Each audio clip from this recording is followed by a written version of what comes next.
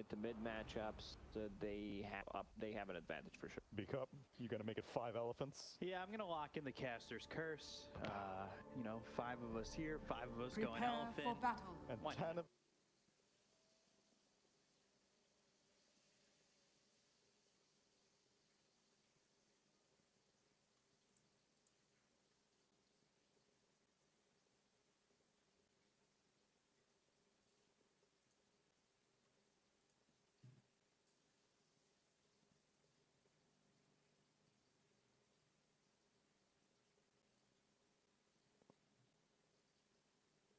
Not good for them. Someone will always try to pick it. I believe it was very popular in CIS region a couple of years ago. Darkseer, Nyx Assassin, plus a Disruptor, Vacuum into Static Storm, plus Impale possibly. So they have, like, if you see like one good execution of a team fight, 2-3 man Vacuum, that could potentially change the team fight, maybe even change the game if they can potentially kill the Roshan after that, but we'll have to see. So the lane setup will be Sven plus Red Panda, Elder Titan on the bottom lane, Somnus mid on his Razor, Yang Centaur. Centaur just feels so great. Also him building into Vanguard, most likely upgrading it to Crimson Guard eventually against the PL and the Illusions, but he also needs a hood because there's a ton of magical damage. Yeah, we've been seeing that a lot. Just the early Vanguard on these Centaurs and then right into the hood. So we'll see if that's the way that he wants to build it. Felix in trouble, Plasma Field's out. Plasma Field coming back in, gets the kill on the Felix, and Sonics will get first blood. It's a good way for him to start. He's been one of those players, I'd say, that I'm only eyeing in Season 2. Didn't exactly have the flashiest of Season 1s. It wasn't the most exciting season from him, and I think so far he's looked pretty good. Yeah, in the second season he looks much better because the whole team pretty much looks as a team. You know, they felt really disconnecting in Season 1, but they are doing much better. I want to see what the Sven's item build is going to be. Like, this hero felt really disconnecting in Season 1, but they are doing much better.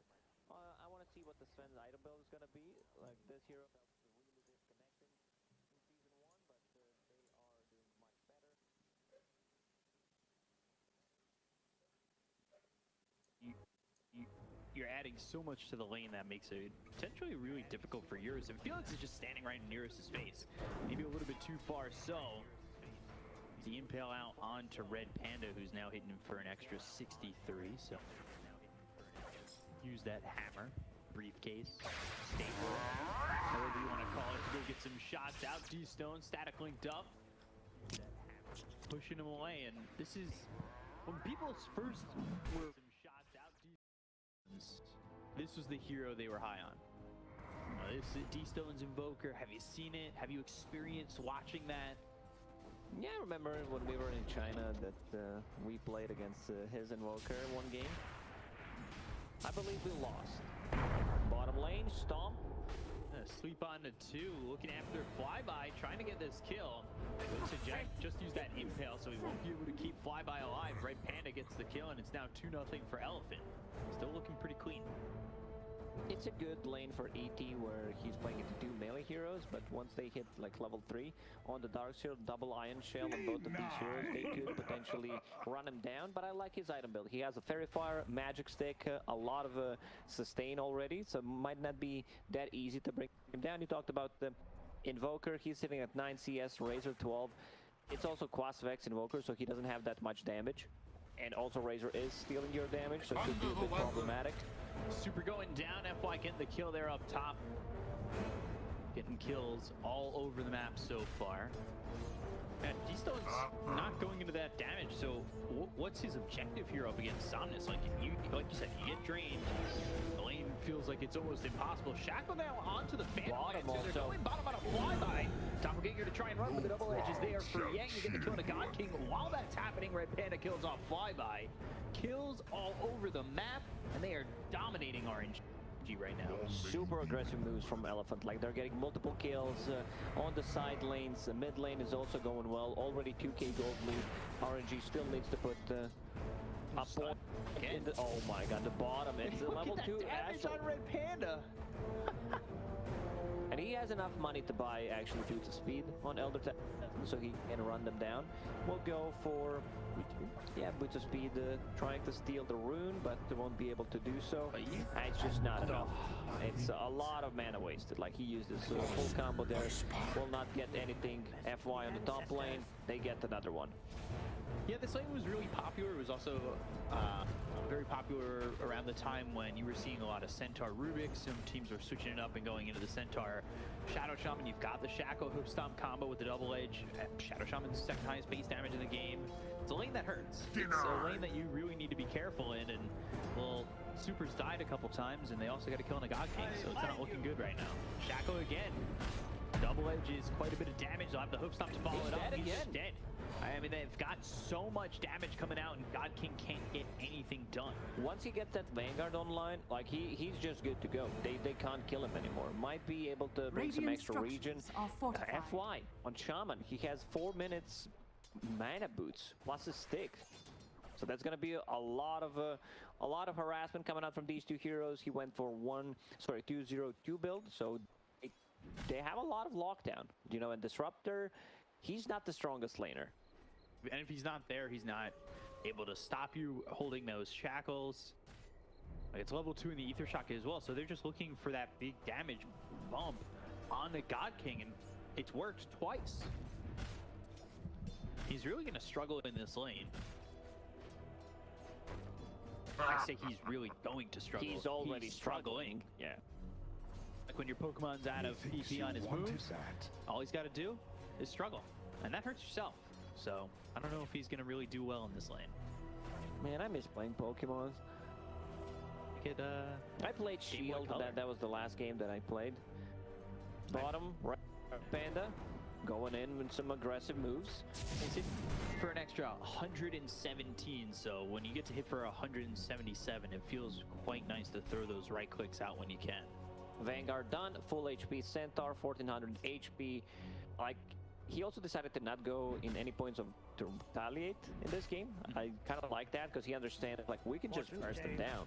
Shadow Shaman can control them. Somnus picking up the water. I think he actually denied the other water rune. So, FY's gonna be 6 so fast. He's already level 5. Like, both the supports on RNG are 3. Get quick Serpent Wards and push these towers. God King's map's gonna shrink very quickly. These stones, he's okay. Sven using ulti just to clear the creep wave.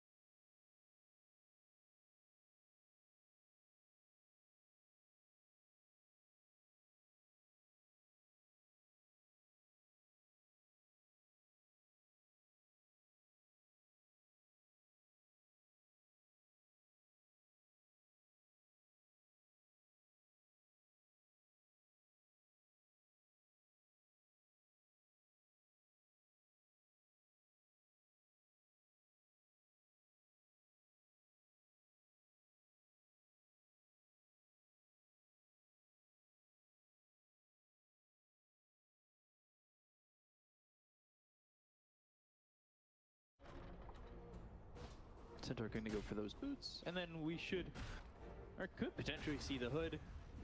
Maybe he'll finish the Crimson first. And there's no need. Like, Crimson, for a bit later stages of the game, they managed to shut down P.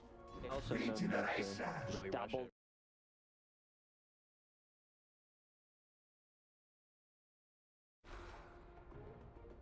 We'll see what he decides to go for. He's extremely farmed right now, so I think he can afford to get a hood and then get a Blink Dagger. Yeah, these 3 cores on the side of Elephant are very high up and very far ahead of the rest. They're going to push this top tier 1 tower. Somnus coming in. They've also got the Shadow Shaman in the back line. The scan is going to spot Super for a moment, and they should get an inkling of a feeling of where he's at, but they just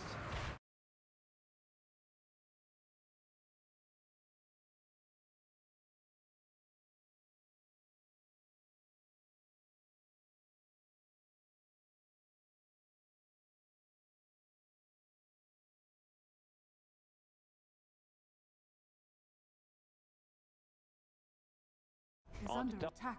Drop Centaur 2 points and Dire's top retaliate plus a tower has Vanguard. fallen. Like he can just deal damage to tower and not receive any kind of damage.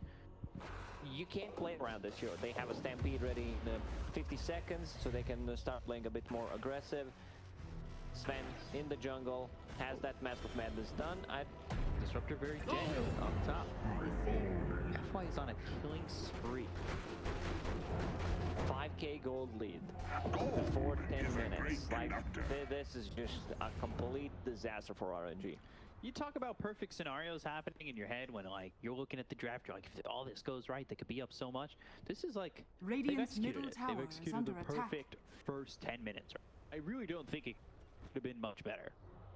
They could take this tier 1 mid. They have Serpent Wards to work with. Samus can push it in. Back up for the 10-minute rune. He's trying to stack one more time for Sven, and then he can collapse on a mid lane with Dire's the middle Mass tower Serpent is Wards, under with attack. the siege unit. Didn't manage to get that off. A bit too late. The little black dragon there just bumped up against another creep and didn't get out in time. Hood already done. Hood, Vanguard, Boots, Magic Wand, 10 minutes. Plus, you know, of course, Gaben wants to bless you when you're having a good time, so he gives him a chipped west on top of that. Hey, are you having a perfect game right now? Let's make that a little bit better. Take this chip vest. Got it. Super is level 6 now, though. They're trying to get the Nyx Assassin to 6 as well. So My Super does have God. that static Dire's storm to top work with. tower is under So we'll attack. see if that ends up changing anything. It really can be nice with the vacuum combination, like you said. They need to do something. They have level 6 on Disruptor. They need to make stuff happen. Nyx Assassin also has Vendetta. I can do that. Yeah, this is the classic move. Darkseer plus Nyx Assassin. He uses the shield, potentially Surge, and now Dire's Nyx middle Assassin tower is under attack. scouting things out. They have one Radiant Sentry Ward on the mid, so structures are fortified. potentially they could see him. I don't think they can kill Yang though. Like, Yang is a bit too tanky. He knows he just got tapped Dire's there. structures are fortified. Dire's middle tower is under attack. Gonna get this tier 1 tower mid with no contest from RNG. Is normal punch Dire's good yet? middle tower Is that a has shard fallen. worth? Radiant's bottom Gonna be a tower point where is it gets under good attack. enough to. It got buffed. I think it's viable, not the best one, but in some situations it's okay. Like, you still will prioritize getting the other items. Like, Aghanim Scepter is really good. Getting the potentially Hood for your own team, Max like Guardian Greaves is pretty much always gonna have higher priority. So, Yang going for that Blink Dagger. He's halfway to it. You've got the Echo Saber finished on Sven, who's 45 seconds out of having God Strength back up again. And you can see they're just Radiant invading the are jungle, scanning. trying to slow down God King's game. They're achieving that. He's going for the Diffusal Blade first, but it still a ways out. And you're up 7,000 gold. God. So much already. They Dire's didn't get top the single tower kill is under this attack. game. Like, if you see 0, then you're kind of worried. What's going on? Come on, guys, we just need 1 kill. They smoke another, like, try RNG to make stuff happen, but they can't Radiant's kill. bottom Yang is tower too is tanky. under He pops attack. that Hood, level 4 retaliate. They're just gonna kill themselves if they keep hitting him with the chipped west and retaliate. Yang's the one frontlining right now. That courier going over to fly by, and he'll just stack away, or at least try to. They can't fly by, they should be able to sweep them on. They hit him with the Storm Hammer right into the wall. They don't care. Eurus doesn't care about the illusion, and now we'll go after the tier 1 bottom. They spot God King. They've got the Stampede right on top of God King. They land the stun. Spike Carapace, is he going to be able to stop them? Super. He's got a Static Storm to work with. Now he gets slapped, and he'll just die to the double edge. He doesn't even get to throw it down. They use the wall, they back up, and they continue to die one by one. 10-0 Elephant. Not bad from an Elephant at all. Like, also Nyx Assassin doesn't like to play in Dire's any kind bottom of tower has fallen. hexes. He didn't like to play into Beastmaster, scouting him out in the previous patch with the Necro units. Like, you use Carapace, you get hexed, completely ignored, or like you get hexed before, and then they just manage to burst you down. So, 14 minutes in, Still yet to get a kill here for RNG.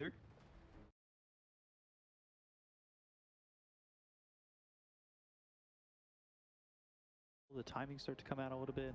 If that's going to be Looking at the scoreboard, these stones is the only one who's not feeding. He's 0-0-0. The rest of the team, you know, they have a couple of deaths. Guys should play like these stones. Dire's bottom tower is under So attack. Spirit Vessel done, unfortunately, with the 0 kill on board. That means you don't have any charges. Yeah, he just needs 100, 300 actually gold to finish it off. And have no charges on it. It's like not having an item. This item just gives you a bit of tankiness.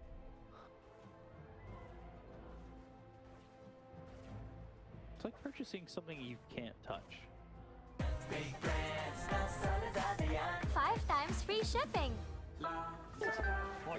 Buying it. And again with the taxi, that's a lot of slow. They push him back as well as Tim's going to snipe the bounty rune, but Fog's going to die for this.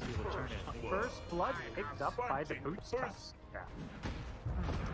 Something, yeah, I guess Kunka, you kind of can do it with the cleave, but definitely nowhere near to the same extent.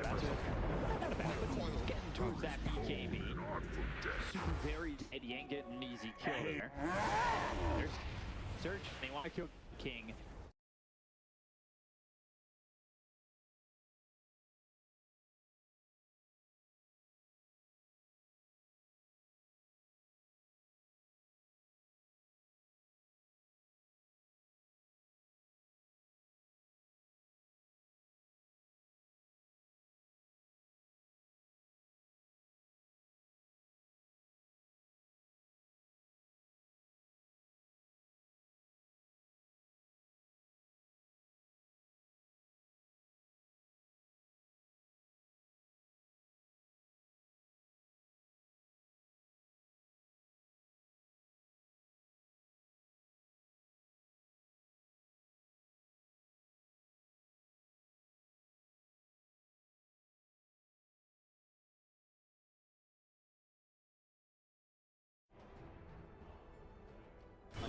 In theory, against Radiant's should have a bottom tower time, has can fallen. set up things Dire's top off Sven's tower is cleave, under can set up attack. things of Razor spells easily. He can, Retaliate. retaliate. You hit him from there, but you use the carapace before, and then you just stun on a centaur. In theory, that's why, you know, Dota is such a complicated game. As we see, 11-0, 10k gold lead for Elephant. I mean, it's a rough one. Not much to say for our Radiant's bottom tower trying is to think under of a attack. way how they make a comeback. I'm out of Radiant ideas at the are moment. scanning. Like, even with this diffusal, like, what's the timing? They need to execute the combo. Darkseer has Scepter, so that's a big item. But let's see what they can do. And it gets broken immediately. Spike Carapace comes out. Alright. They've got themselves a static sword down to the kill. Serpent Boy stays around flyby, still the static sword with a they finally get that kill of Xarnes, and then they get one of Amplify. They have upped their kill count by an infinite amount. They might even get themselves Radiant's middle tower Ganger. is under attack. Trying to get the soup off, lands it on the name assassin. Yankee's tanky, but he's tanky enough. Doesn't look like it. That is it. Radiant's middle tower is under attack. God King all of a sudden gets a double kill, and they get 4 kills in that exchange. Elephant maybe, you know, thought that they can't deal damage to them. Unfortunately, Sven did not have ulti there, so we're gonna see that one again. Next assassin, as I said, you know, it's easy to set things up on Razor, and the diffuse blade on PL actually deals the damage. It looked okay from Yeah, they just got like 4 kills. I think Elephant will slow it down a bit, respect the Darkseer wall, respect the vacuum, the combo, the ion shells. So maybe they won't take another fight until Razor has the BKB, so they will have 2 BKBs online, and they will also have Sven. Sven is the damage dealer in this game. Not enough damage dealt in that. Sven getting her messed up with going into the data list now. So really looking to ramp up that damage. I wouldn't be surprised to see them go Roche either. They could potentially, yeah. Yeah, we're gonna Radiant's get bottom BKBs tower on all 3 is under cores. attack.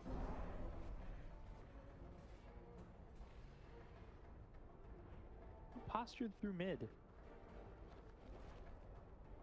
And pretty far forward while we've got Yang, who is just up top. He TP's towards bottom. Continue farming BKB, meaning Sam will take over this farm. He's trying to get into a BKB and he's 400 gold away from doing it.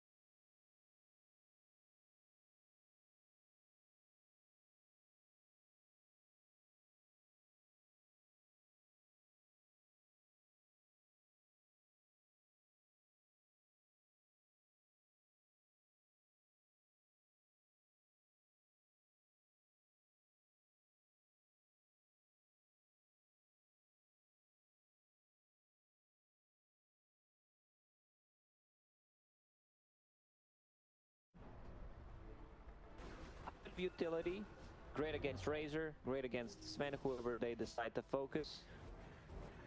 Your also goes off the Daedalus and goes Link, now Sanjin Yasha. A couple things queued up, and I'm trying to figure out which one he wants. He found the budget Daedalus. Imp-Claw is kind of okay-ish. You know, it's not the real Daedalus, but at least he has a crit, which works nicely on Sven. Oh, Vision was down. It does spot Eurus. Up a lot of space now for God King, who kind of brought his way back into this, and he's going into the shard.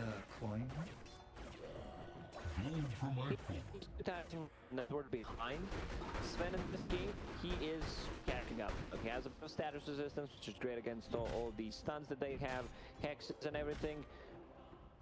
As I said, they're just waiting for a BKB on Razor. Also Centaur, like he wants to get a BKB. Radiant are scanning. Has the Ogre Axe of his BKB. Razor's got that BKB delivered.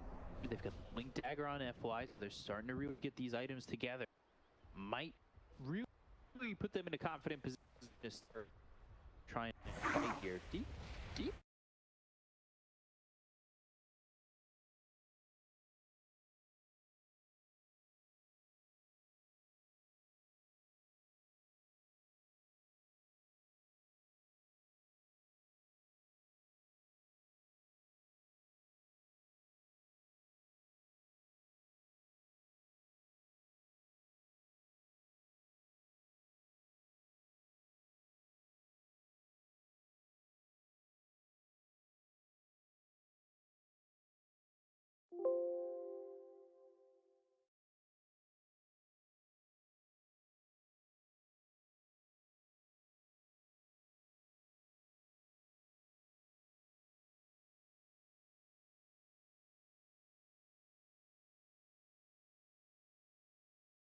But we go and full damage potential.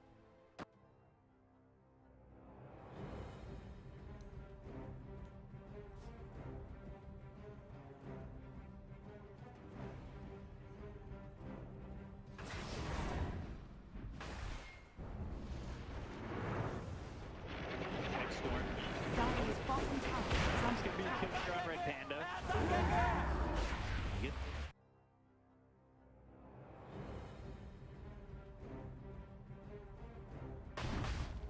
That should help.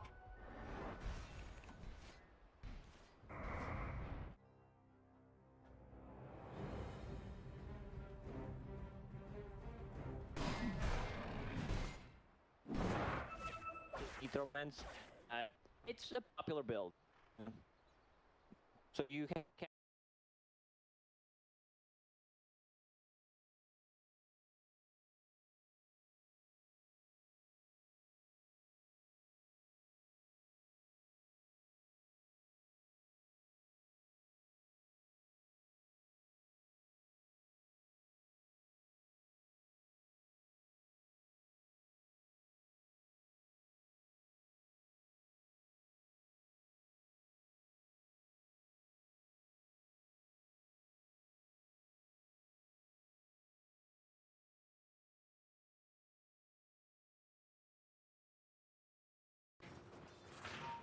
Oh, low level. Tara baba, tara baba. Patay Yes. natin.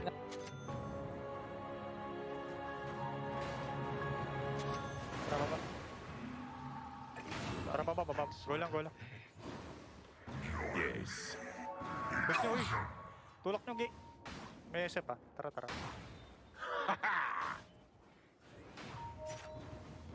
Something wicked at your middle tower. Snowball.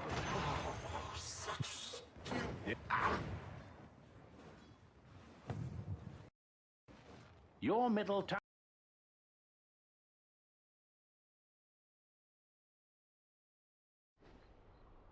So this is another BK just his. Going for Shard. You've got the Solar Crest.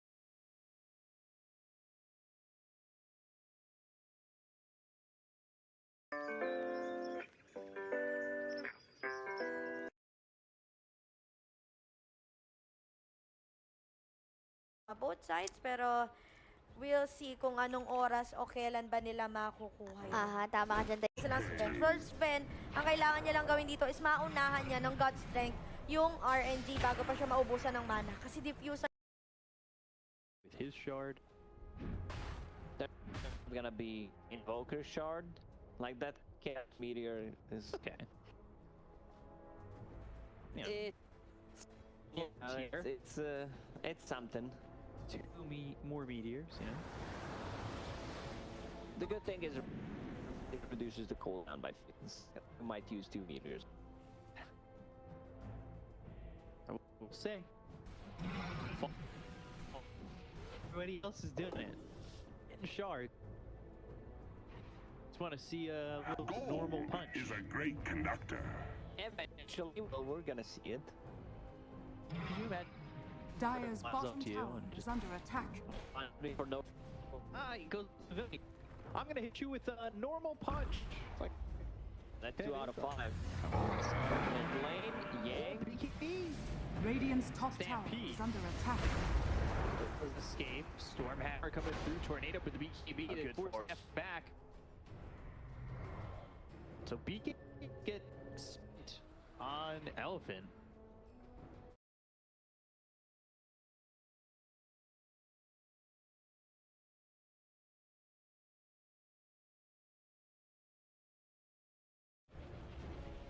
And the start, unfortunately, he did not find Philly. No philosophy Dire's zone for bottom him. tower But is I under think attack. you should try farm up Dire's Aghanim structures are fortified. it's a game changer. Eventually, if this game goes on for 20-25 minutes, you will Super is super unfarmed. No reasons, just at the moment. 4K net worth. Trank Boots, he's also got Shard. Yeah, that's my ex. Okay, you know, but, I'll definitely love to see Aghanim on him. Oh, for sure. He's going crest. I like. Solar I'd also Crest love to see Axe. pretty much is the best item, but in this situation, in this, you know, Solar Crest got buffed. You can pretty much buy it on any hero, but I would love to see he can farm it. Maybe they give him a farm priority, one of the lanes. Like it's one of the best Aghanim supports in the game. First going back for the Daedalus, he Crystallis in his back. At least for now, he's got it.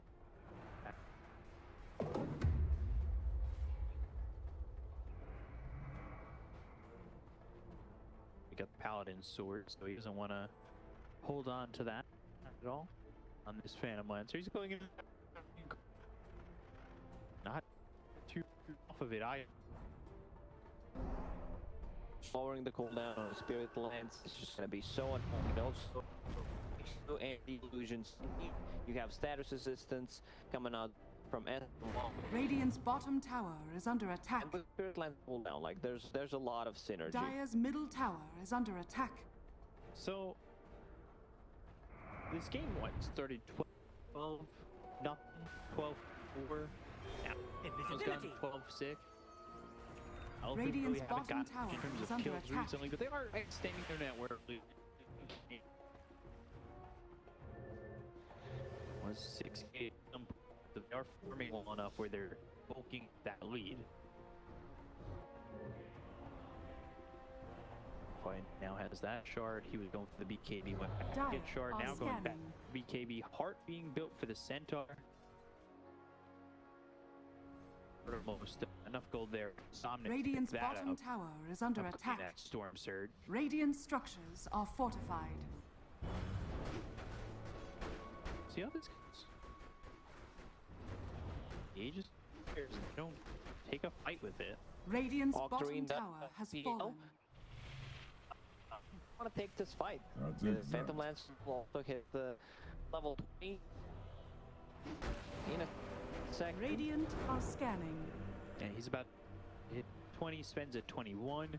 You have Somnus at level 20, got 0.1 Eye of the Storm interval.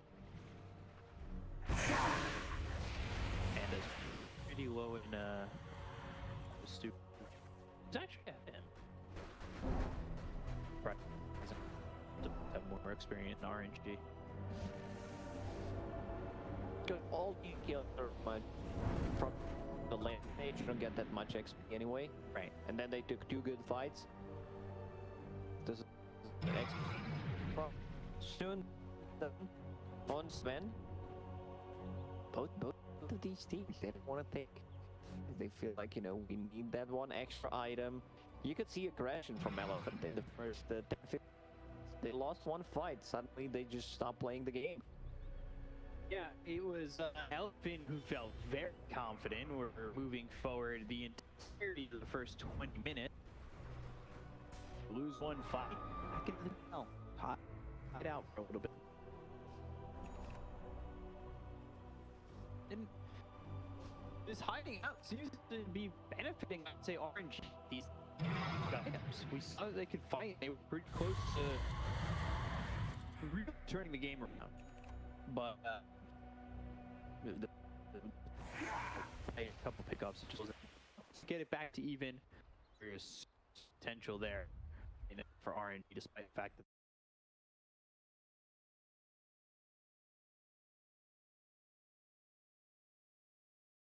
they have the super hammer. Oh, that's assassin though. Get the kill on.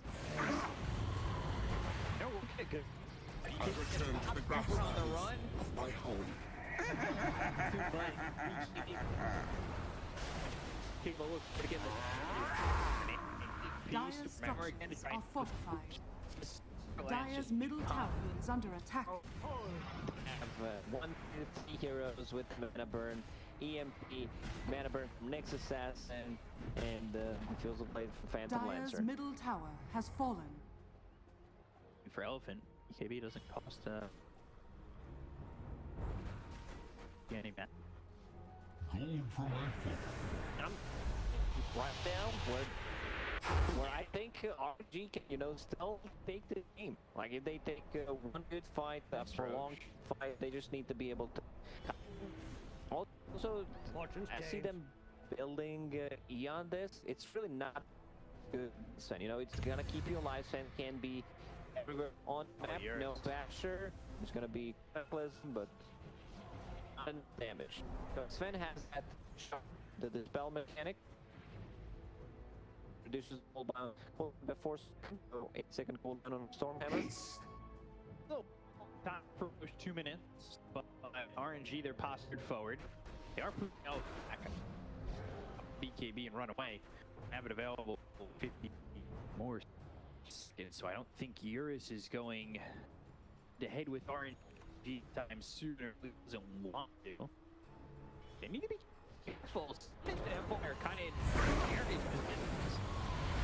There's down summits though. He's like retreat. They'll go to the stampede or to the steam. They'll blink away. Radiant's middle tower is under attack. Throw the storm. They'll stop out. They'll get the next second.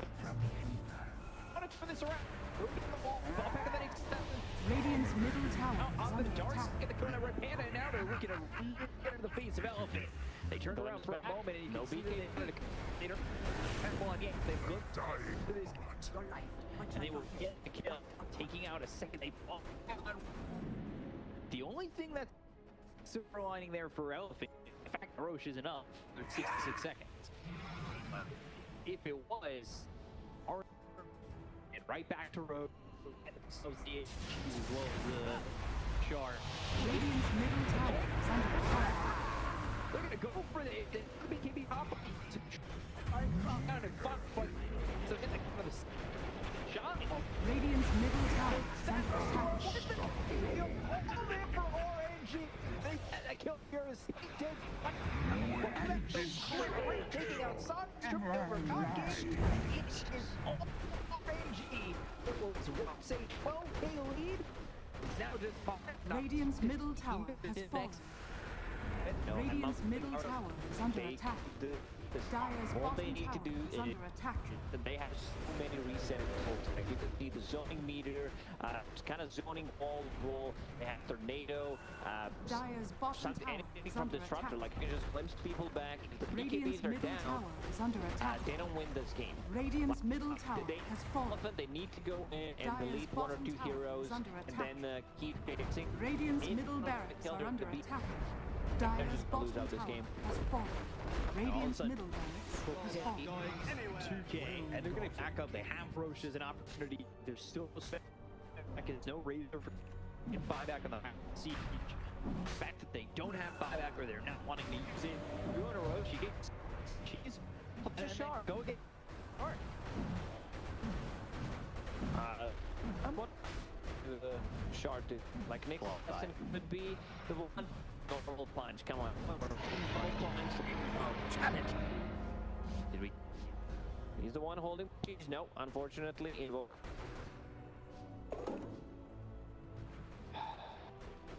Disappointed, 3 meters against normal punch. I find you. Enter 3 chaos meteors. What would you take? Maybe if it was called like superior punch, people will pick it up more. Yeah. Like normal punch is just nothing. Like I want to buy. I don't want to spend the gold. Like you don't even have to spend. Roshan drops on. No one wants to pick it up. Like they don't give it to him. I'm pretty sure he was like, guys, trust me. Give me this. Cool. I'll show it to you. They're like, nah, bro, we're good. Man, disappointing. The opportunity was there because he's not gonna buy one up. I don't think. Oh no, wait. Not buy one on his own. I don't think. Says guy who regrets saying that as he did buy one. While it was flying. Well, sometimes beak up check things before you say. Like this is experience before you say something. I mean, I'm not who also doesn't do. Radiant's middle barracks are under attack. I didn't see on his courier or his quick eye.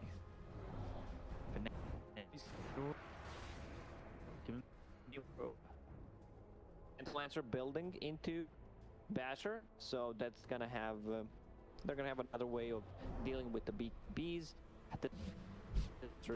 So they don't have any MKBs. They don't have anything that goes through evasion. Radiant's They top you tower have like is under Maelstrom, attack. but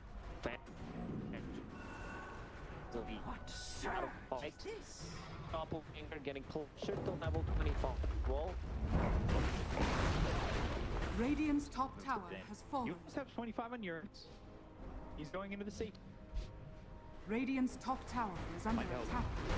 I don't think Satanic is the option here. I think you need to get here, or you need to Radiant's get top the tower MT has to fallen. deal with the evasion. Dire's bottom Right tower now, is yeah, under you attack. are tanky, but you need to be able to hurt people down. As well as the Storm. They're going to move the BKB as well as the gun. Oh, they got that Hex! Doppelganger, there it is. Agents come. These BKBs, they're no longer going to need them. Does a third meteor. Pick up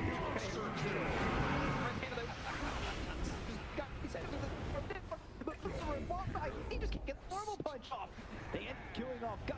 They take out this Phantom Lancer. The tank comes through, go the way of Sadness. They'll go after Flyby for some more fuels. The Urus, and there's the normal punch, and it does feel like a I normal will punch. see Ouch, you not in really. the underscape.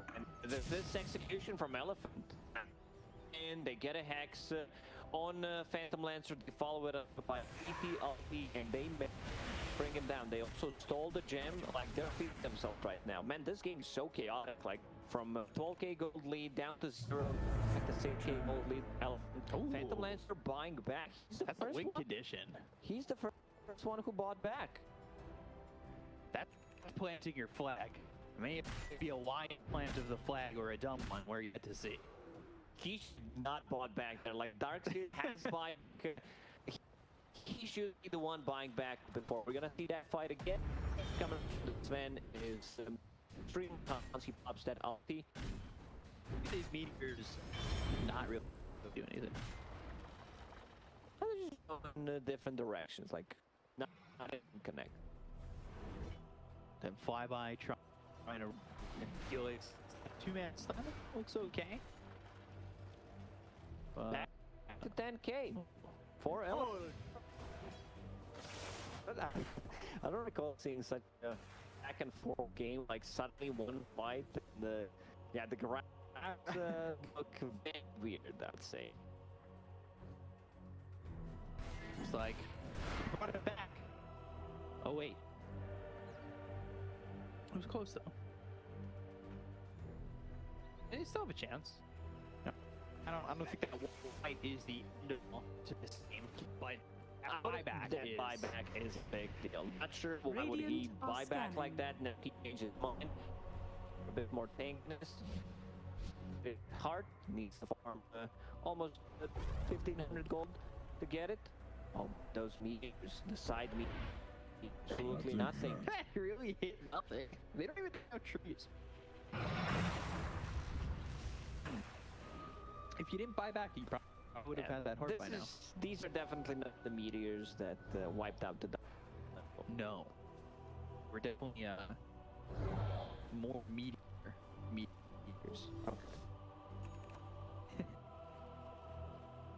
MKB picked up for the Sven.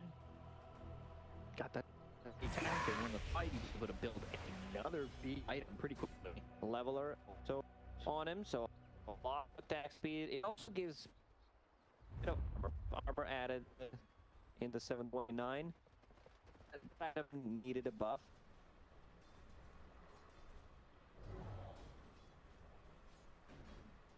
See? Fly by Felix. Plasma Field doesn't hit. But fast! Stamp.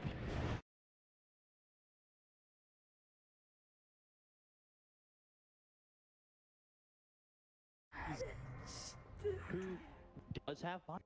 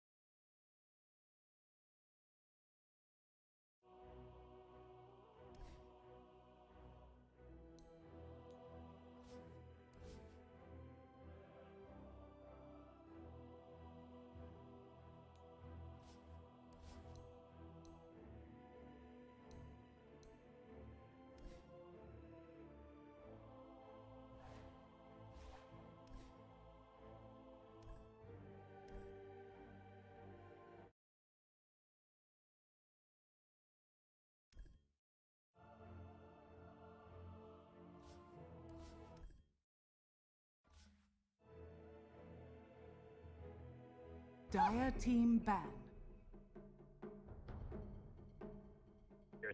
So that's likely to go mid. Again, we have seen that flex.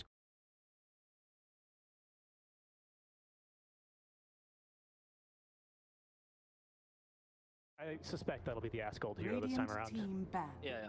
I would like to for Asgold. It's just, I think it's his best hero, if I'm honest with you. I think the Void Spirit actually better than his Puck and his Storm. I know the Puck and Storm seem more impactful for the most part, and I do agree. Actually, particularly the Puck. I don't like the Storm as much, but I do like the Puck a lot for him because he just does so much with the hero. But I feel like his Void Spirit.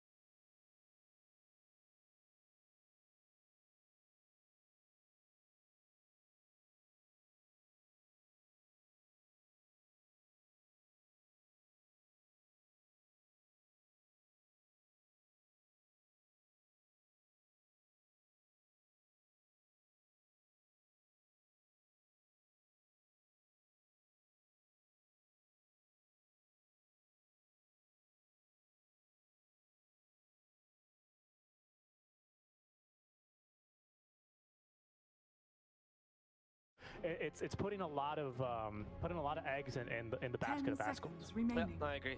And this means that if Prostiesli, for example, picks a hero that can make his mid lane a bit difficult, it does slow down or even make his game. It just makes the Fantastic Five game a bit harder because they usually play him as a pinnacle pillar of the draft in general, right? Particularly with the Void Spirit. Maybe this game with the Void Spirit, we want Rari on a hard carry yet again, much like the DOTA. Like I think these games is where Rari picks the Juggernaut, the DOTA, the Wraith King. These kind of like really hard carries. The Phantom Lancer would be a consideration if Beastmaster wasn't in the game, because Beastmaster, if you flex him mid, he's just so powerful against Void Spirit and against the Phantom Lancer. So much area damage. So he's a big question mark here for Fantastic Five. They need to deal with that first before they can pick a carry. Yeah, exactly. You know, I think as soon as these axes got changed, what is it, 7.22 or something like that, a long time ago, as soon as it got changed, people started theorycrafting, oh, maybe this is actually a good way to reply to the PLs. And then people would try it, like every now and then. They try it like one patch, like one game in every patch, and be like, still not good enough, you know. And then 7.23 reach out, oh, we'll try to get, no, it's still pretty bad, you know. And finally, this patch, Ice Frog gave it a bit of a nudge. Unfortunately, it's fallen off the cliff, and it's just incredibly bonkers, even in 7.29A rather, with the 10 damage, or is it 5 or a 10 damage reduction he gave it? It's still bonkers when it gets picked either way, and that is a serious 10, threat. Not to mention, yeah, 40 to 30 as I recall. Yeah. But again, Valhero are going to go back to the line. I don't think he played that bad of a line game previously. You know, sometimes he was getting caught by the silences, but I think that's bound to happen when you need to be within a certain range, and Asgold's having a good game. Yeah, you're going to be caught by a couple of waning rifts. Yeah, I don't think he played a bad game either. I think Valhero was fine as a line. It just so happened that, I mean, I don't want to say it was his fault. It was whoever was decided to. It's hard to tell, right? Because whoever was making the call to initiate in bad situations that was kind of at fault there. It might just be the whole team as a whole. It's very difficult to kind of blame one person, because oftentimes in pro games, because the communication is not something you see, you might see someone initiating, but it might not even be their choice. It might be the captain's choice in that situation. And I think the choices there to initiate, or the choices to fight where they did, were much more worrisome than any mechanical mistakes they made. I didn't see anything particular that was too egregious by anyone. Fantastic Five, they now pick up a Rubik. Interesting pickup. We haven't seen this hero in a fair amount of time, despite the small boss he got in the last patch. I still think he's fine. I like his shard a lot, to be honest. I used to just pick it up because it copies the enemy shard, but now it's because it's so great on telekinesis. It's a great save, and against heroes like Beastmaster, Rubik is a nice little utility, because not only can you steal a Primal Roar, but also you can save someone from Primal Roar with your shard. Sorry. Yeah, I feel like the only times we've been seeing Rubik rise to prominence is whenever there's one of these heroes that has kind of a broken ability, like the Beastmaster. Last patch, it was the OD, right? Before he got nerfed a little bit more.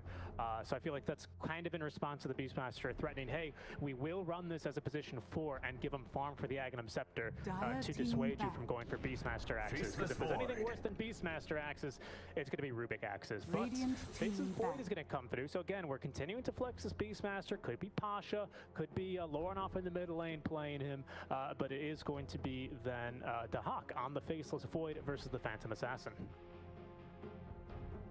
Okay. I don't know about this matchup. I mean, Void has been kind of coming back into the meta, right? People have actually decided he's not trash anymore and he's playable. I don't know if this is... this, to me, smells like Beastmaster mid, though. Because if you don't, you don't have any damage in the Chrono, right? If Beastmaster offlane, it seems like it defeats the purpose of the hero, and then you need to pick a big mid lane hero. So unless like an Invoker, I wouldn't be too sold. The difficulty about the Void versus PA, and I do like the PA much more, is that PA has a break, and if you break Void, he's done for. Like if she buys the shard, Void can't fight you at all. Because the time lock is gone. Unless you can try to retreat, but PA usually can burst him down in time. I wouldn't say it's the best core-to-core matchup in the world for a Void. Yeah, I'd agree with you. I think if you can get her in the Chronosphere late game, there's not much PA can do about it. But having critical damage, having this unpredictable damage is super punishing towards these heroes that normally like to play on the edge, right? Faceless Void, he'd love to just bait you into a long fight, get down to 1 HP, time walk back to full HP or something like that, and continue fighting you, whereas you can't do that on the Phantom Assassin. But what you can do is just crit him from 100 to 0 if you get the farm. And that's the scary part about playing the Weavers, the Faceless Voids. Who's another hero that has this kind of mechanic, like bursting, like your Chens, you know, stuff like this. It becomes very hard to play into. So I get where you're going with that. And Fan of Knives is just super strong as well on Phantom Assassin, like the break. If it is a Beastmaster mid, again, I would highlight the threat of the Rubik, because again, his passive with Axe, if he can get the farm, makes him incredibly impactful. And Axes are just super easy to steal. They have a really long backswing on the animation.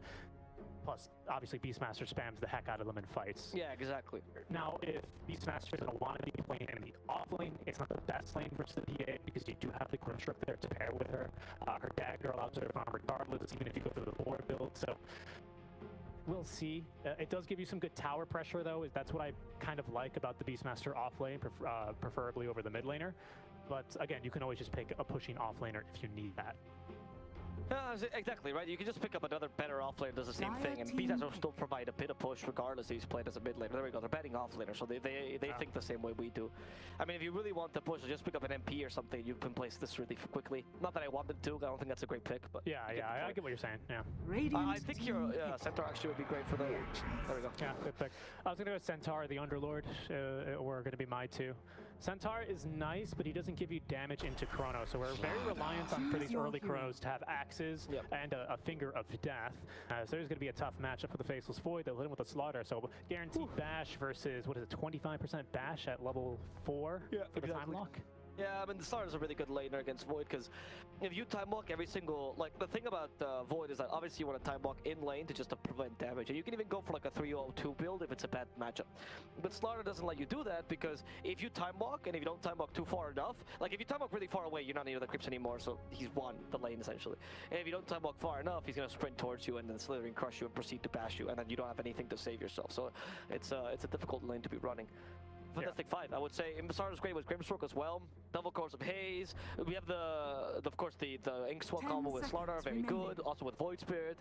Rubik Fate Bolt, honestly, one of the best spells to combine with the Soulbind as well. Low cooldown, so it's always available. Not a big deal if you miss it and you use it earlier, but if you get it, it's a huge amount of damage. 600 damage bouncing between targets, that's a huge amount. Of course, it does depreciate, but still. And then I just like the lineup a lot of Fantastic 5. It's a really solid lineup. I don't mind Prostiez's lineup. I think it's solid too, especially with the Beastmaster and the Void. It's a nice little combo.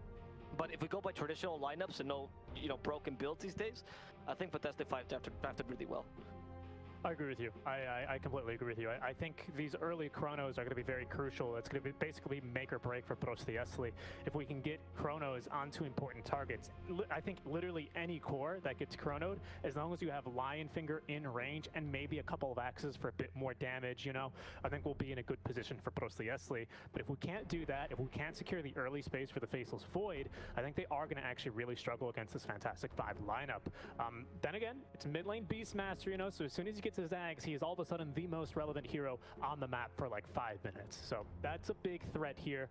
We'll keep that in mind. We'll be taking a look at his skill build as we get underway with game number 2. But Abo, I agree with you. Given this draft, I wouldn't be surprised if we see a 2-0 rather from Fantastic Five. No, if it happened that way, it would be a 2-0 definitely for Pro. 2-0, because they are not expecting this to happen to them. And after game number 1, I'm sorry, I'm just not that confident in their performance either, right? I feel like they have a particularly difficult draft to execute with a Void. Prepare with a for Void, battle. really.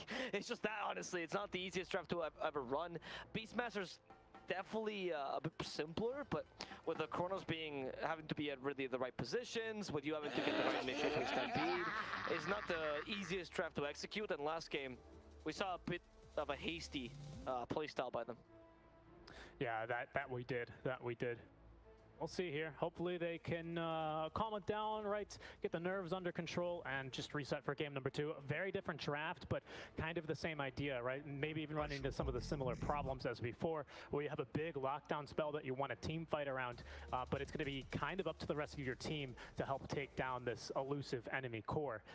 So I could very well see the similar problems arising. I don't know if Fantastic Five drafted this on purpose, but if they did, I think that's a nice little piece of kind of mind games going their way. Yeah, that's a very good point, actually. I would like to... Maybe you're not wrong, actually. Would you consider Slaughter within a part of Elusive Core, though? No, I was referring more to the PA, right? Where like, oh, I've Chrono here, but it's part of that too, right? That's what I'm saying. True, very true. I forgot about the other purple man we have here on the field. Yeah, no, that's a good point. Because if you combine it with Slaughter, maybe like the whole draft in general, not necessarily elusive, but certainly mobile, right? For sure. Yes. The Chronos, even Slaughter included, of course. So I don't mind this. We've got Centaur this time around, who gives you a great amount of flexibility, whether to play aggressively or defensively with the Stampede. Either way, 90-second cooldown at every single level. Huge buff to the hero. That's why we're seeing him a lot more, as well as a couple of other buffs. So that's going to be nice for them, right? It's not going to be a free like disengage for PA to just Phantom Strike away. It's not going to be free if Void Spirit just disseminates up to the high ground, right? It's going to be a bit more difficult. You know, something I didn't actually consider, but the way the chat mentioned I do like is that Rubik, considering he's a 4, can actually build the Axe himself and steal the Beastmaster Axes. I said this twice in the draft. Did you actually? I did. I said this, especially because you said we don't see Rubik too much. And then I said, yeah, you're right, but we see it, you know, like last patch when there's a broken spell, we saw him encounter to the OD. You. Right. Oh, and this time sorry, I misunderstood that. And then I said it even again later. Oh my goodness. I'm sorry, Richie. I'm sorry. I can't believe this. Our Avo books would be so disappointed in you, failing to you know, he's reading the pages, but he's not digesting the words. Yeah, that's it, really. I just kind of went in one ear, out the other. I'm sorry. I was thinking, yeah, of course, Primal Roar is so broken, and then when you kept talking about broken spells, I'm like, yeah, Primal Roar is really broken. I don't know why he keeps mentioning that. I didn't realize, of course, the Axe build. Yeah, that makes a lot of sense. Yeah, Primal Roar is really good, though. I mean, right? I didn't it's a great steal. That's what on my mind, and no matter what you said, my one-track mind was concentrating on that. It's a great steal, but it's also really fantastic at taking down these regularly elusive heroes, right? No matter what. BKB, I don't care, right? Right, it's been against Void, actually, particularly in that sense. Of course, and PA. MPA, especially. Well, oh, right, yeah, because you have Primal Roar, I guess, potentially on both sides. Yeah. Because that's the magic of the Rubik. Do you know if the Rubik can steal spell? It can steal, like, for example, the Fire Shield from Aina, right? Yeah. Okay. As long as he has Shard. Okay, Aina, speaking of him, is going to die. There you go. And bot as well. Oh, wow, that's double kill. Both lanes. I mean, you do have stronger side lanes by a bunch, actually, I would say, for Fantastic Five. Like, we mentioned the Slaughter Rubik, of course, but the Inkswell, I mean, the PA Crimson combo, a classic on top of that. And I would usually say Centaur has a pretty decent lane, but Centaur went for 1 point and Retaliate, which makes it harder to, ironically, retaliate against the PA, because you need more magical damage against her. Yeah, that's usually a little bit easier early on, but maybe not confident in doing so until he's got at least Thundering of Health. Perhaps he is going to be going for Van Hood early on into the Blink Dagger. We'll see if he wants to change that build as he just runs right in the middle of the creep wave. Yep. Felhior with a very interesting Earth Spike, so now they're just going to make the jump. The Hex is out, but they still have good damage onto Pasha, who does not have a stomp for another couple of seconds. Rari falling quite low, no dagger. They are not going to get the kill because of the healing salve, and now Rari all of a sudden in trouble. The second Earth Spike will connect. Felhior, though, not enough right click damage. He is considering it, but that's a big creep wave, and I agree. That's going to kick his butt. 3 range creeps is no joke. You have no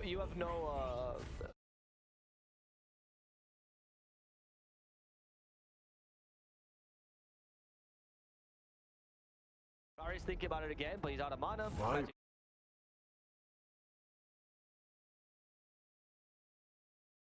This over Corrosion much more. Definitely. I would say last time we casted this, we were commenting on maybe this was a bit of a slow build, but this game perfectly suited. Oh, that Tomato really angry at Rari. all the way from Western Europe. We have the Hellbear Smasher destroying Rari. That's very upsetting spaghetti. Happy to just kind of see how this lane plays out. You know, Velhior with a very strange mistake there, kind of just earth spiking his own range creep to do nothing. But Fantastic Five immediately recognize a mistake and they jump in as top lane. They're going to do the same onto Dahak. Another kill here. Like you said, these side lanes, I wanted to bring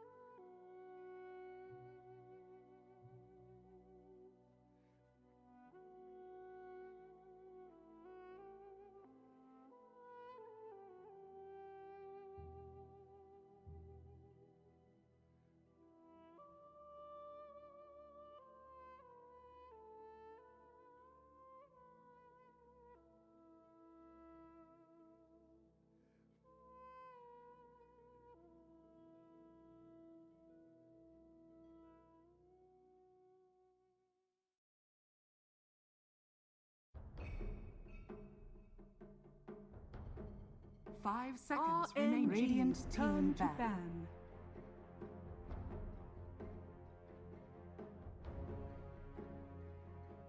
RNG's turn to ban. Radiant team ban.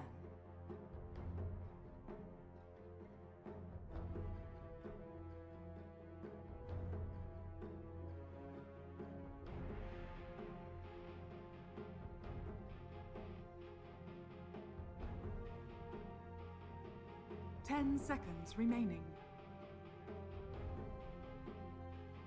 5 seconds remaining.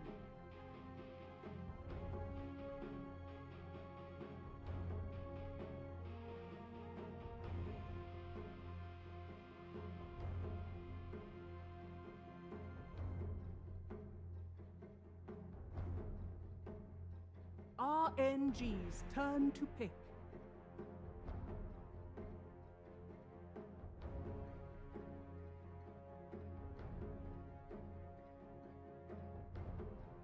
Radiant team pick.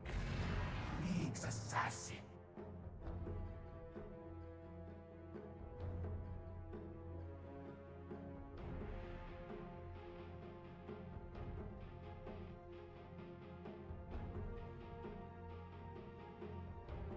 Ten seconds remaining. 5 seconds remaining.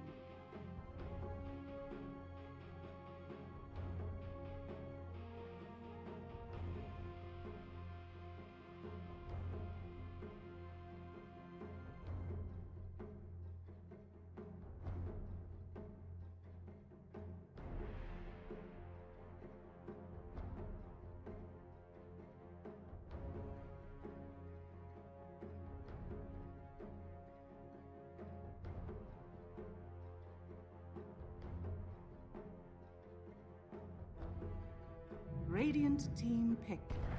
Mars!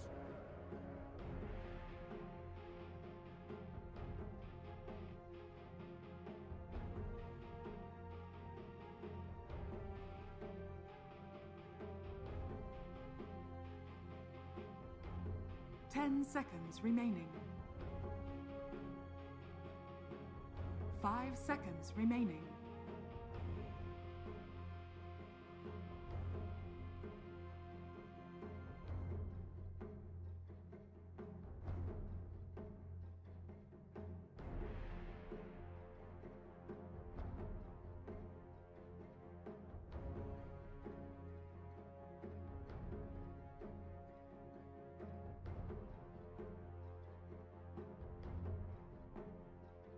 RNG's turn to pick. RNG's turn to ban. Radiant team ban.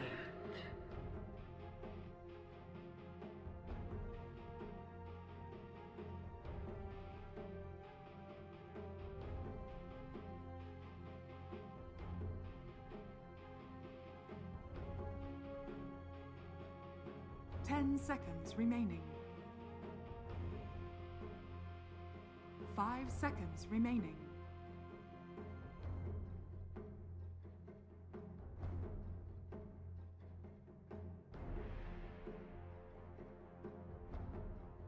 RNG's turn to ban. Radiant team ban.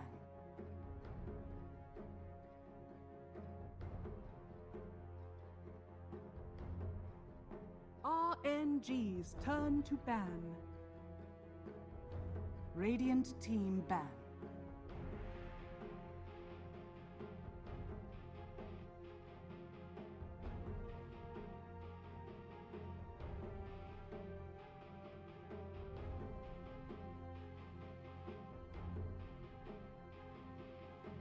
Ten seconds remaining. Didn't he play Brew as well, right? Like in first season, they gave him 5 also. seconds remaining. Radiant team Mars, pick. there's still Phoenix in the pool, which causes the cookie cutter standard combo. Man, Elephant is just banning out so. PL the Darks here just gets. Wow. We don't want to lose to that stuff again. Hello. Can you guys hear me again? Yeah. I'm back. Hey. You doing? I'm good. 10 seconds remaining. Enjoying our it's been high level analysis. 5 exactly seconds what I'm remaining. hoping for. What do you think the next pick? Kind of get your My bearings, let's see, Elephant, about Mars. Maybe a position 4 right now. Shadow Demon. Almost. Shadow Demon, okay. Oh. Dark Realm, Shadow Why Realm. did they pick Shadow Demon? Radiant I don't know. team Maybe What's the preempting a answer? Faceless Void? Oh, what? What? Wow. Dead hero? Okay, this dead hero in the form of an enigmatic creature does have a very high win rate in pubs. Really? I have no idea why. Yeah, I but mean, Enigma, like, if you 10 get to level seconds 7, remaining. it's just early game, you're much worse. 5 seconds Well, remaining. Yeah. Dead hero. And he didn't get like anything in return for. I guess he wasn't that big of a.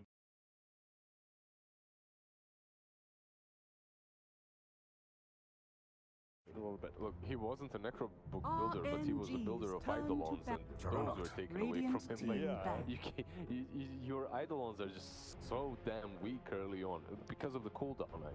Going back to the Shadow Demon though, Shadow Demon is a hard counter to Death Prophet because Purge, she can't use herself to save her with the siphons, get back to full health. Very good answer against the DP. You can still put her on some support, but even after the nerfs, I guess, if you maybe use that it's counter. very risky to do. 5 seconds Then remaining. you have a Storm pickup, very good. You have RNG's Storm's a turn little to bit afraid, I ban. guess, of the deep silence. I just don't like the. I don't like the team fight composition of Elephant at all because they don't have any. You have Mars with the arena. But then you have Static Remnant. And that's it. A ton of damage. But 10 seconds remaining. there's a lot of pretty neat combos, like Abaddon saves the Storm in fights, you 5 don't have to worry seconds about remaining. silence. Shadow Demon is incredible with Mars on the lane as well. Later on in the game, they just need to round up this draft. I feel like something very greedy on that safe lane carry. Medusa. Exactly, that's what I was thinking. They definitely will ban Medusa here. Because it's also one of the only heroes that actually is good against the Nick. Yeah. And fits their lineup. These kind of drafts that Elephant has drafted themselves into need this just extra bit of something from the carry. You can't go standard carry and everything will be fine.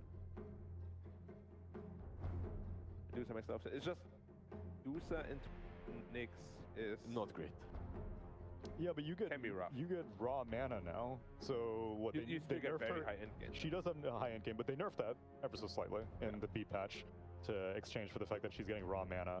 I'm just gonna tell you though, if Medusa ever reaches level 30, do you still get forced to take all talents? No, right? You don't have Radiant team Wow, back. what's wrong with her? because you get an 80 intel. Actually, I don't think I've ever been. I don't think I've been 30 since the patch. I don't think you're forced to skill anymore, actually. Tsunami has. He's been 30. 30 for 2 weeks now. Yeah. No, I actually don't think you 10 get forced seconds anymore. So remaining. it's Yeah, a you little don't bit have to. better. That's why, like, I think. 5 Why are you seconds just not letting remaining. skills auto select? Like once I hit 27, just give me the first talent. But it's because sometimes you don't want it. Yeah, like Chrono AoE, for example. Sometimes you actually just don't want it. Like it ruins your team. But you're only talking about level 30. Does it force you into taking? I don't think it does. I don't think it does because the previous levels Radiant also team don't. Like previous levels, you can choose talents. And Then let's I'm go terribly. Sand King middle. Let's go. That's probably off. Most likely, but yeah. Sand King Enigma lane? Yeah, it's a mid prophet or a death prophet, 4 Enigma, or 5 Maybe Enigma. 5 Enigma, but like, yeah, what do you do as a 5 Enigma? remaining. Take 1 range creep every minute? Look at that conversation. 5 They're seconds remaining. really They're like, crunching why the did you pick numbers. Enigma, and dude, I everything. didn't mean Man, what to are you press doing, Enigma. man? What the fly by? Do you play Enigma or do you want Sand King? I want Sand. I don't want to play Enigma. It's very flexible. Like you really don't know what RNG will be doing with their traps. It could be off Enigma and full Sand King as well. Could be mid Sand King, go playing the EP with Nyx Assassin. Enigma and No, okay, but we don't consider Enigma to be a good position 5 anymore because of the cooldown of the ice. But we haven't seen it yet. Maybe it's He needs levels, I Choose think. your hero. Okay. Roll Not against. bad. I don't like this. There's so many stuns and silences that he needs to be worried And about. the thing is, Abyssal is not a thing anymore. You have no counter to Black Hole now. Yeah. Who's also playing true. Enigma? It's a 4 Enigma. It's a 4 Enigma. So he's gonna have somewhat of a farm priority. Once he gets his Blink BKB, it's lights out for Elephant. What do you think about the laning stage itself? Who's playing a deep?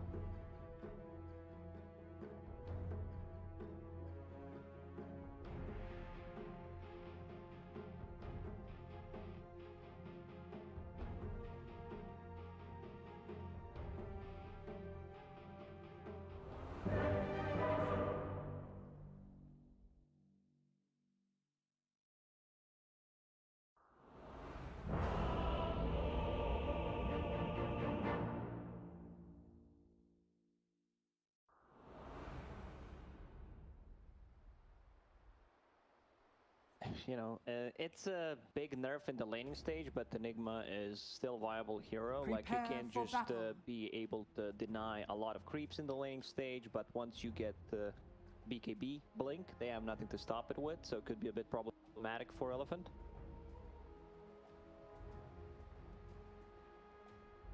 Thank you very much. Going into game number 2, Elephant, first one, it looked like it was one that they should let it go, and they're fighting for the series, and RNG, it looked like they could be in a decent position to even 2-0 Elephant, which would be a big series for them to take. It's looking and one that might really push them into potential major talk. Sure, like they need to win this one. They have first game in the bag, and I still feel they have a much better draft. They have a superior team fight. You have Sanking, DP, Nixus. Like a lot of these abilities are long cooldown. Like Storm Spirit, he's not relying on cooldown to fight. Neither is Shadow Demon pretty much. Troll can just deal damage with the right clicks. Abba doesn't rely on cooldown, so we'll have to see how they're gonna cycle those abilities. Sometimes, you know, you might not need to have all the abilities up to be able to fight. God King, let's see the spear. He's gonna start with Rebuke. Gods are still taking a lot of damage. I know FY was trying to step in front of God King. Anything for another 16 seconds, but the right clicks, oh, it might be enough. And yeah, FY. He's just gonna run it down. Boots of speed, got half a level already. Disruption got a huge buff, you know. Illusion duration went from 8 seconds level 1 to 11 seconds. Those 3 extra seconds are pretty big. Yeah, a big buff on the front end of that spell. Obviously the same at the back end, 14-14. But now I'm worried for RNG. Are we going to see more of the same in the beginning of the game? No kills at all for 15 minutes, and then they make a huge comeback. Yeah. Let's just come back. Take one good fight, make Elephants scared to fight us. Almost bring it 60 minutes. Also very interested to see this Death Prophet, because we have not really seen Death Prophet much at all. Seems like a hero that's just being kind of pushed to the side, not a good mid anymore compared to other options. She was a bit OP as a position 5, I would say. I don't think it's viable to be played as 5 anymore. In certain situations, yeah, you can play whatever the hell you want, but are you gonna win the game? Maybe yes, maybe no. Still as a mid laner, she feels really strong, and I like that Prophet as a counter to Abaddon, where he can't pop the ulti because he's silenced. You can just completely ignore it. I've seen a lot of games throughout the major where it was the exact same matchup. Like Abba, he needs to be close to the teamfight to use his abilities to land the good saves, but against the Dead Prophet, it's problematic. It's a huge AoE silence. Once it's maxed out, it's a 6-second duration. A bit too much. I'm watching the bottom lane, Sanking starting with the Burrow Strike. I can understand that. He's playing into range hero, so it's gonna be tough. They push the lane, they don't allow Sanking to use the Caustic Finale. This is what he wants to do in most of the matchups. And he is the playmaker in this game, so they need to set him up for a good game. Like this time around, you can't afford to get like any shenanigans out. You can't go greedy. Like it needs to be a Blink Dagger early on to be able to fight with the team. Right. Because Nyx Assassin 5 can't really make any aggressive moves. You need levels on the hero to be able to get that level 6. It's a slow type of a lineup coming out from RNG in this one. They're relying on a lot of team fight.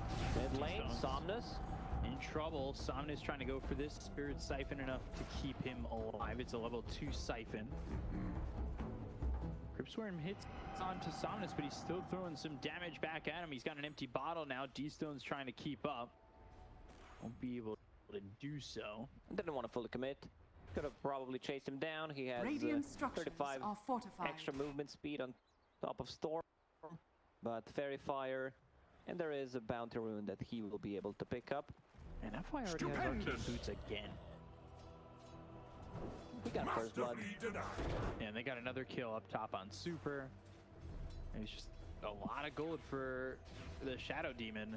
I'm interested to see what FY really wants to build It's just ether lens. Going further.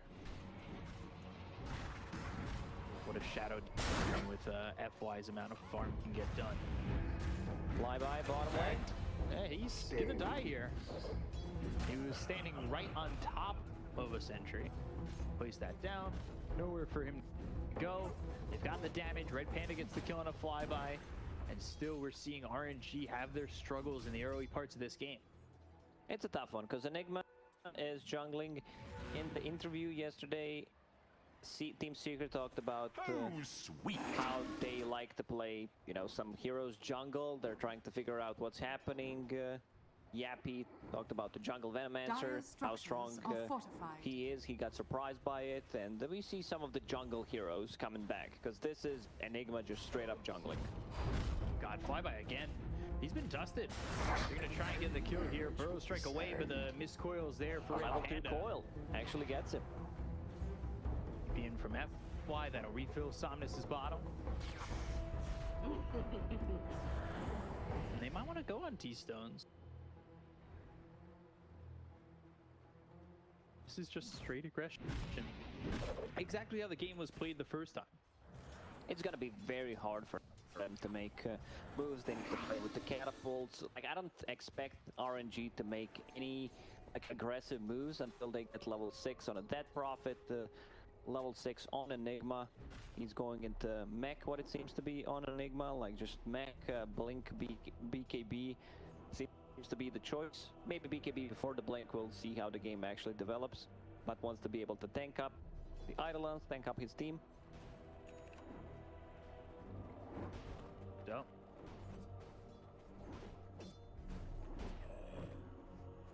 The highly aggressive move.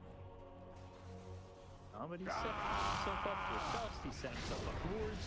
Yank hitting Chase, Blade Fury on top of him. He's getting his mana drained out by Super. Storm farming a huge stack. FY was very active. Stacking is one of the best heroes to stack with. You can use the illusions, you can use attacks, shadow poison, and this will get Storm Spirit to level 6.5. We'll pick up a bounty and just go back. Potentially, if rune spawn stop, let's see what it is. No, it's bottom Arcane Rune. These stones will borrow that one up. So he needs to run back, and potentially he can gank the side lane. Like, in terms of side lanes, bottom is already in a really bad state because Sanking died 2 times. One time after he respawned, TP'd back, so he had to walk back to the lane. Dire's top tower It's a is rough under one attack. for him, and he can go back to jungle because this is where Enigma is. Too many people in the jungle, not a good recipe. Yang he's running in circles. Stun comes out, they get the kill to Yang. Not sure why he turned around and went like that. Maybe trying to bait them in, get a rotation quicker. Super, they've got the Vortex, the turnaround. Do they have the damage? Spike Carapace not going to be enough. Getting the mana out of Somnus' hands is not going to keep you alive, however. He just does what can be done. Meanwhile, on the mid lane, the catapult, these stones playing with that Arcane Rune. So that's going to be a lot of damage. They need to make a rotation, otherwise this TP is going to die. It's being pinged out. Also Enigma, also coming to the mid lane. Does have mana boots. Mars is level 6, but this tower is just going to drop. This is actually huge for RNG. Big tower to get, and really opening up the map. You need a little bit more space here with the heroes that they've picked. They've got an Enigma that's really trying to take up the jungle. Bottom got the root. is under attack. He's got 2 seconds until he's got another burrow strike. Goes to the other side. Can he hide under the trees? He's still playing ring around the Rosie, and he got him. A bit of RNG there against the RNG. But he dies to Yang, who drops down that arena. So a couple of kills being got here for Elephant. I guess the difference is RNG have 1 this time. They've got 1 kill instead of 0. Big W for them. The big dubs. Compared to the previous game, yeah. And they're going for greedy build. Like, Jug is in jungle as well. Trying to farm the Battle Fury, Nyx Assassin, soaking up some experience on the top. Also Enigma. Like, they can't have 3 people being in the jungle. Right. Really difficult for them to split all this farm.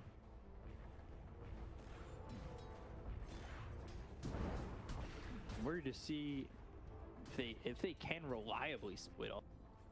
When you see it get split so thin, these teams tend to crumble pretty quickly. They just can't find the farm to keep up. Throw strike onto the Abaddon. Yours continuing to chase. Flyby. Double damage. Silenced. He's dead. Flyby not having a really good time this game. Ball No help whatsoever. Stun onto this storm, but they just don't have anybody to follow this up. Super's gonna get chased all the way under the tower, and they have yet another kill, making 9-1 Elephant. Pretty much the same story as game number 1. Still, team fight from RNG is super strong. Dead Prophet managed to take down the tower. On a mid lane, she's level 9. They need to play around DP. DP needs to be active because Sanking is not having a good time. He died 4 times already, is level 6, needs to find the farm somewhere. Some bit of farm. I can't believe Sand King. Second to last on the net. Get them a on the Abaddon. We'll be looking for the Solar Crest. We'll see if these stones work with Flyby. Use that exorcism to keep the tier 1 tower. Super on the run. Ball lightning. One more shot with that medallion placed on him. The Super will die again. But it doesn't look as though they're going to give up this tier 1 bottom. Unless they make another rotation Dire's in. middle Not tower sure is what under attack. they expect to accomplish, and that's exactly what they're doing. The Mars in. It's late, but it's in time. And now they've got the ulti. They have just the arena down to Cactus and make Felix dies quickly. Yang just skirting out. He's got the Aphotic Shield. Yours moving forward. They're still okay for Elephant. They've got the Mars trying to bring down Eurus. So stayed alive, it would have looked good. Now you lose Eurus, you lose Yang, and RNG come out on top. They also lose the tower. Like, one good thing in that fight is because the TP radius got changed, and you can like TP into the trees. Like, you can do so many good things with that new TP.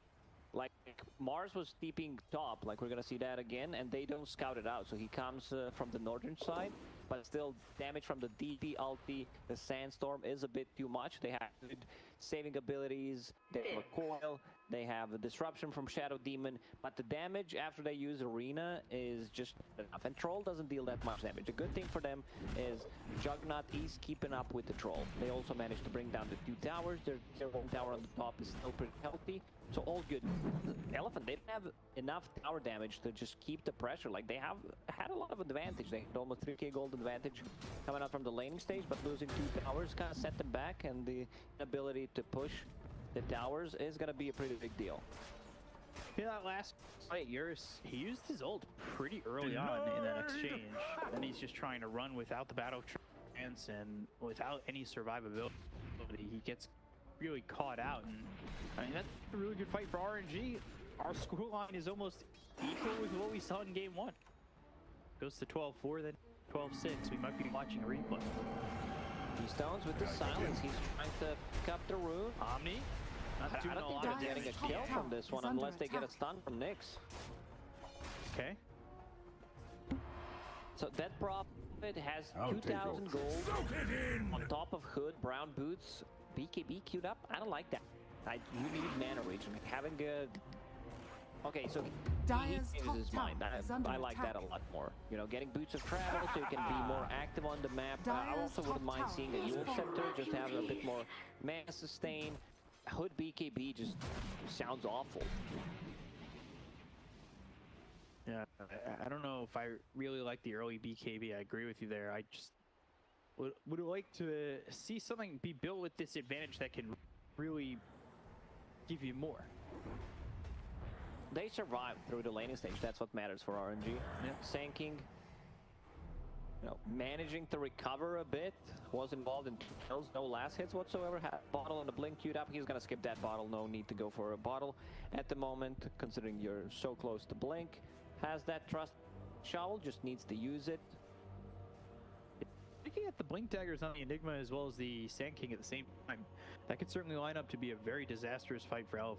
All they need is that like one good fight. Same thing has happened in game number 1, where they took one good fight and Elephant started respecting them more, started to not put so much pressure on them. Right.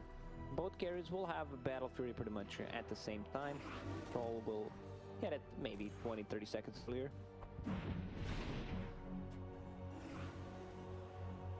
Dire's middle into the tower jungle, is but under not attack. finding any camps to. He spent all that time searching and he found nothing. No camps. It's unfortunate. Slow down that Battle Fury just a little bit. Orchid picked up for Storm. We'll see how if he can snowball out of control with that item pickup. Different item builds of the Storm Spirit. We've seen some Storms getting Kaya, sometimes even Kaya Sanj into BKB. Status resistance is good against the silences, against the stun, but Orchid is a better pickoff item where you can just solo kill people going into BKB. Like, it's a standard build from the previous patch. People try to experiment. I still feel Orchid in most situations is just a bit better than getting that like Kaya Sanj type of a build. Right. They have the Blink Dagger now available for the Sand King. Red Panda's got things out. Invis. Finding in, they've got Orchid. They're gonna try and get this kill. Is there any help for him? It doesn't look like it. Kid gets the Battle Fury, but he ends up dying soon after. They're still trying to follow this up. Super, Spike Carapace, Impale, Brutal Strike, all coming through. They've got the stuns on it. And the Exorcism doing some damage here. FY, he's taken out by the Crypt from D-Stones. They've got themselves one. They need to get trying to TP out, and they Burrow Strike not in time. Enigma was thinking about using the Black Hole. They will get 2 swords, but they needed a bigger kill. Pretty much where game 1 made a turnaround. They have vision. Good play from Enigma. You know, he TP's first to the tier 2 tower, shift Q's mech, uses it instantly, tries to save. Like, if that mech goes off, Juggernaut actually lives. Could have been massive. I think getting those 2 support kills, though, kind of stabilizes a little bit. They do end up now looking to back off the Enigma, get into the Blink Dagger, find that double blink initiation that RNG have with the Burrow Strike as well as the Black Hole. Stupendous! We'll see, though, because that's a lot of time now for Elephant. They've got Troll who's starting to pull away in terms of net worth. He hasn't really been touched. Dire's structures are fortified. He's had a free game up to this point. Yeah, he's been involved in a lot of the kills in the laning Dire's stage. middle tower They is under attack. played against solo tanking, so that's not really a Dire's surprise. middle tower has fallen. Roshan is being pinged up. They have a medallion ready, almost full soul request on position 5 Abba, 16 minutes in, just needs 100 gold. Shadow Demon will up illusions. But this is taking a lot of time, because Roshan just went out, now he clapped them. Blink on Enigma. Sand King also has a Blink Dagger. Like, this would be pretty big, but they're not having a good read what's happening. Yeah, they're all away from the pit. Radiant's top tower is under attack. Unfortunately, Radiant structures are He came fortified. next for the Storm, so Radiant's Orchid, bottom tower he is got under a kill attack. there on the Jug. He's starting to really snowball, keeping up with the Death Prophet. Want to fight into Aegis now. Cold Burrow Strike. Philosopher's Stone, also farmed by Mars. So Shadow Demon will take that one. Shadow Demon is a position 4 that really scales well with levels, with the items. He has a Blink Dagger queued up, so he can set things up nicely. He can save people during the Omni Slash inside the Black Hole. Idon getting spotted here by Red Panda. I just don't like the build on these stones. Like, so much defensive Dire's items top after tower picking up the is under good. attack. Like, he still didn't die once. Radiant's Most bottom of the tower is under damage attack. they have is magical, but with the Yule Scepter, you can cancel the TPs, you can set things up, you can spell Orchid, and also investing into earlier BKB doesn't seem like that great of a choice here. Right. And he needs, like, you can see that he is struggling with the mana, uses pretty much Dire's 3 top Crypt tower is Swarms, under and attack. he's at half mana already. It could have been the Yules that, had he had it, maybe even stops like that Mars team. He had gone for the hoods. I was slowed down. Double I damage! would like him to get it. I know they have lockdown with the Burrow Strike and the Impale, Malefice, but you know, having that Yules would be quite nice again. For sure. We still haven't seen Black Hole nor Epicenter. There's All is confusion. opening. anybody at the moment.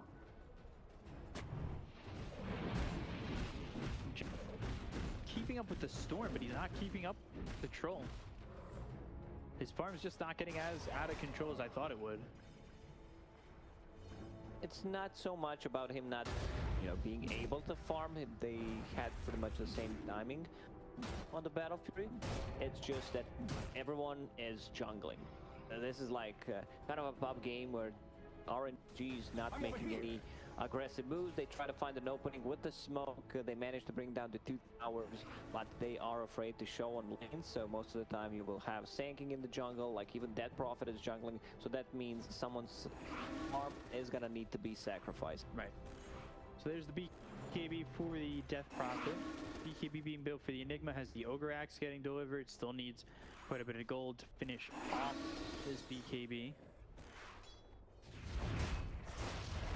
See if when he gets that BKB, if that's the game changer, because we're still waiting on the black hole. They don't want to throw it soon after Roche. So RNG, they feel a little bit scared, and Elephant, they're gonna smoke and try and take advantage. I think this is the wise choice from them.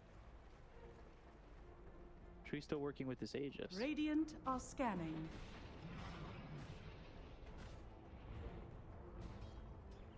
Tier 1 to get Radiant's some damage top tower is under the attack. trees. Got Vendetta up in Dire's 4. structures are fortified. Dire's bottom tower is under attack. Again, nobody rotating from RNG. Yeah, they're just farming. They love hitting creeps. Dire's Maybe they're bottom just tower waiting has until fallen. this Aegis runs out. A bit too scary to fight into it. At least Enigma also finds Philosopher's Stone, so it's going to be much easier for him to farm a Dire's bottom BKB. tower Once is again, under they don't attack. have a single ability that can stop the black hole with. And getting Abyssal Blade, like Abyssal got nerfed, so you need to be very close. It's very hard to execute, like at least for a range hero, so you could potentially try to right click. You have a lot of attack speed from the troll, so could potentially bash Enigma.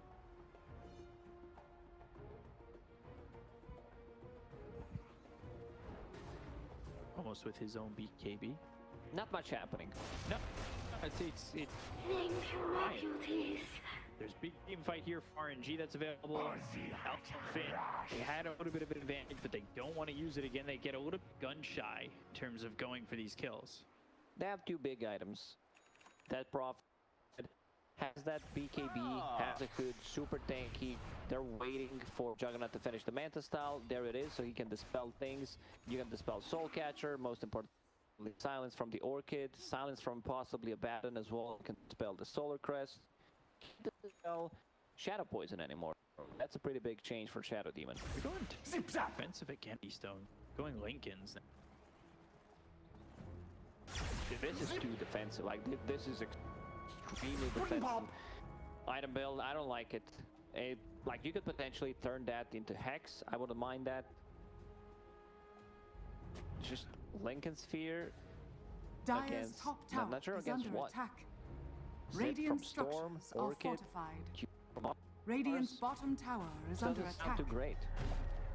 Yoix, Midnight Pulse down, blinks over to the side at fly. He's found him. Will stop Dire's the structures TP. are fortified. Really well done. Radiant's there by bottom FY. tower is Felix is under gonna get attack. caught, ball lightning all the way in. He'll pop the Mac, but it's not gonna keep him Dire's alive. top And tower has fallen. well, Felix tries to get cheeky with it, throw down a Midnight Pulse and blink back, but FY was ready, and he's got a Healing blink of his own. Ward? Okay, that's just. I think Healing Ward actually expired. I don't think Mars killed it there, but good pick off on Enigma, slowing him down a bit. But they're saving those good black holes, good epicenters for the later portion of the game. For TI. Saving strats.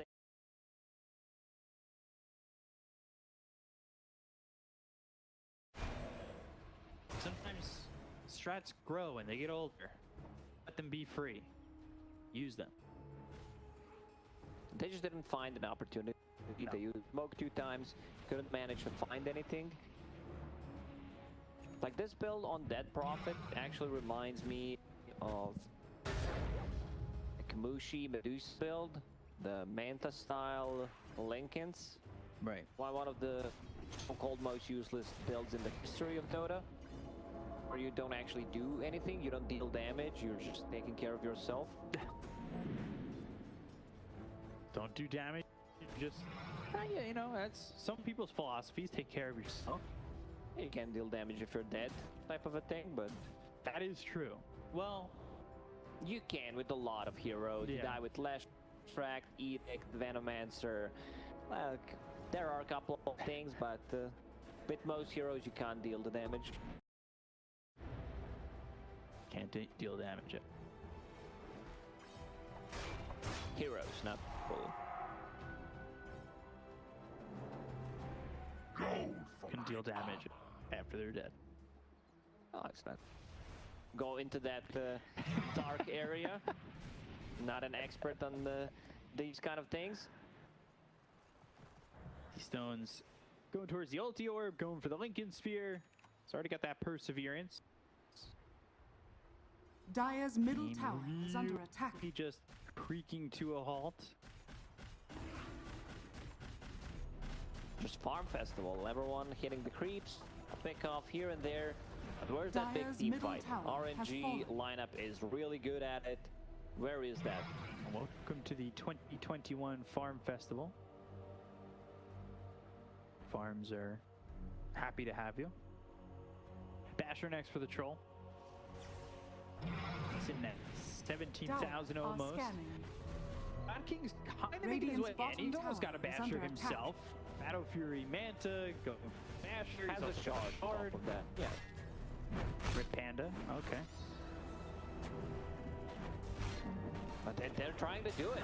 He just, it's another sensual. Burrow Strike comes through on a Eurus. They're trying to take away Man of the Ball Lightning as well as the Electric Vortex. They've got the silence, but the BKB's been put by Somnus, so he's okay to keep on going. Exorcism used. This is the first defensive exorcism we're seeing he from places another observer board. Super is just playing some mind games. You know, he plays 2 sentries, he manages to D-ward. He just wanted to have that high ground vision where they want to take the fight, because vision could potentially win them the game. That's probably the exorcism, but that was exorcism 13 rooms. That's a good thing. Forcing out the BKB from the storms. The Red Panda, he's one of the few position 5s that really like to invest his early gold into gem. They want to see the assassin, they want to see Sanking, get rid of the wards. Now Stormspeed is holding it, going back to Kaya and Sanj, a bit of status resistance. Kaya got a huge buff. Mana region amplification increased from 24 to 50%, so more than double. Wow. And RNG didn't go in a rush with that exorcism, so Elephant will. And this is going to be Aegis Chi Shard, if they get it. Throw strike, fly by, a little bit short to the epicenter. Anything of anything, Aegis gets picked by Eurus. It's actually snatched. Somnus is saved, flyby's traded. Battle Trance was used, and he picks everything. He got everything, that's a good thing. They managed to get a kill. I'm just looking where the gem is. And find it. It's on Abaddon. Abaddon? Okay, he's the one holding it. It would be pretty huge if they lost the gem there as well. Is he? Yeah, he's probably gonna give the shard to Storm, right? Nah, he's keeping it. Oh, is he? There we go, Rampage. Rampage. Give him the Rampage, yeah. Now you can just buy a Rampage. Yeah. You don't have to get 5 kills anymore. Just need 1,400 gold. Balance. I'll take your tribute. It's a long cooldown on Rampage. It's an 80-second cooldown, 75 mana. It's a good one. It gives either attack speed, or you get the status resistance.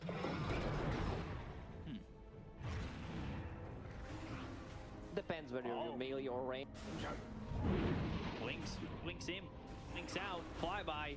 He's got to be careful. Sentry wards placed down by both teams over. Maybe BKB gets Felix still sitting back. It's like he's looking for the perfect black hole. Seems to be the case.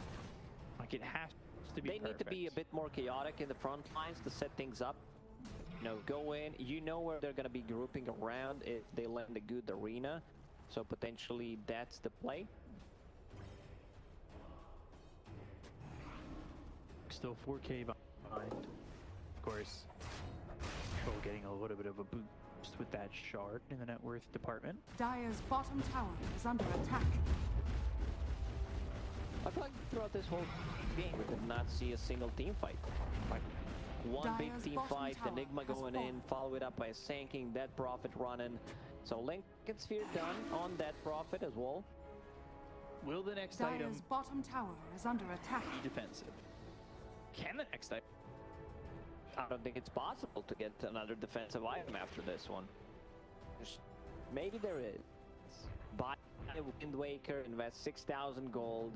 At this point, you need either Shivas to slow things down and possibly provide a bit more vision, or you need a hand to be able to control them. But a lot of the hex value could potentially be lost against Abba's shield. Radiant kind of split up a little bit. This might hurt him.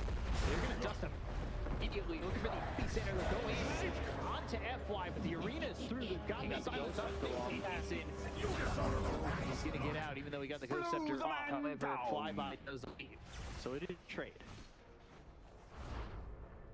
A trade that they will take it. Yeah, BKB's down to 6 for 5.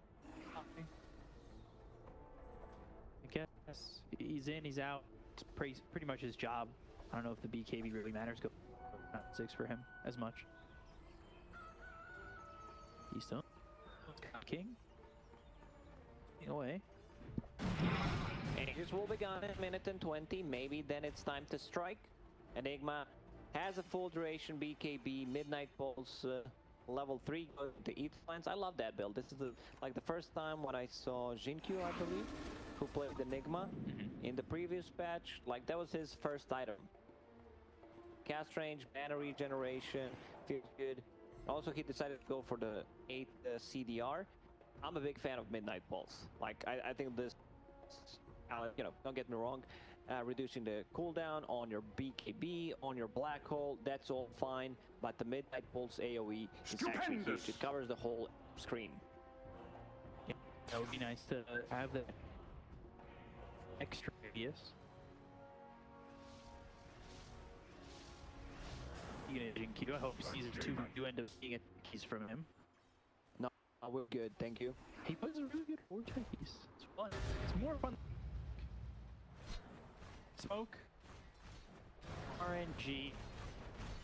They'll come over, spot the troll, smoke broken, God King forced to run. Dire's top tower is under attack. Hey, just gone in a few seconds. Let's see if we got Midnight set up. Carabin if there's the and time.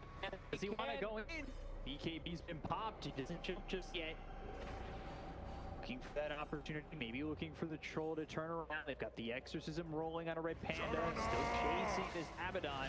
Just staying far behind. There's the borrowed time. They've got that burrow strike back to full health, and now they missed the stun. So they'll continue to try to get this kill on a Red. Too tanky. He has a plate mail, full solar crest. He can't even kill Adam. It was a nicely timed gank, but there is no real follow-up. They need to use like either a black hole, or they need to use the Omni Slash on top of him while he's stunned to be able to deal the damage. Yeah, Felix, it looked like he had the positioning ready to go. And not yet. No, we're waiting for that 35 to 40 minute black hole.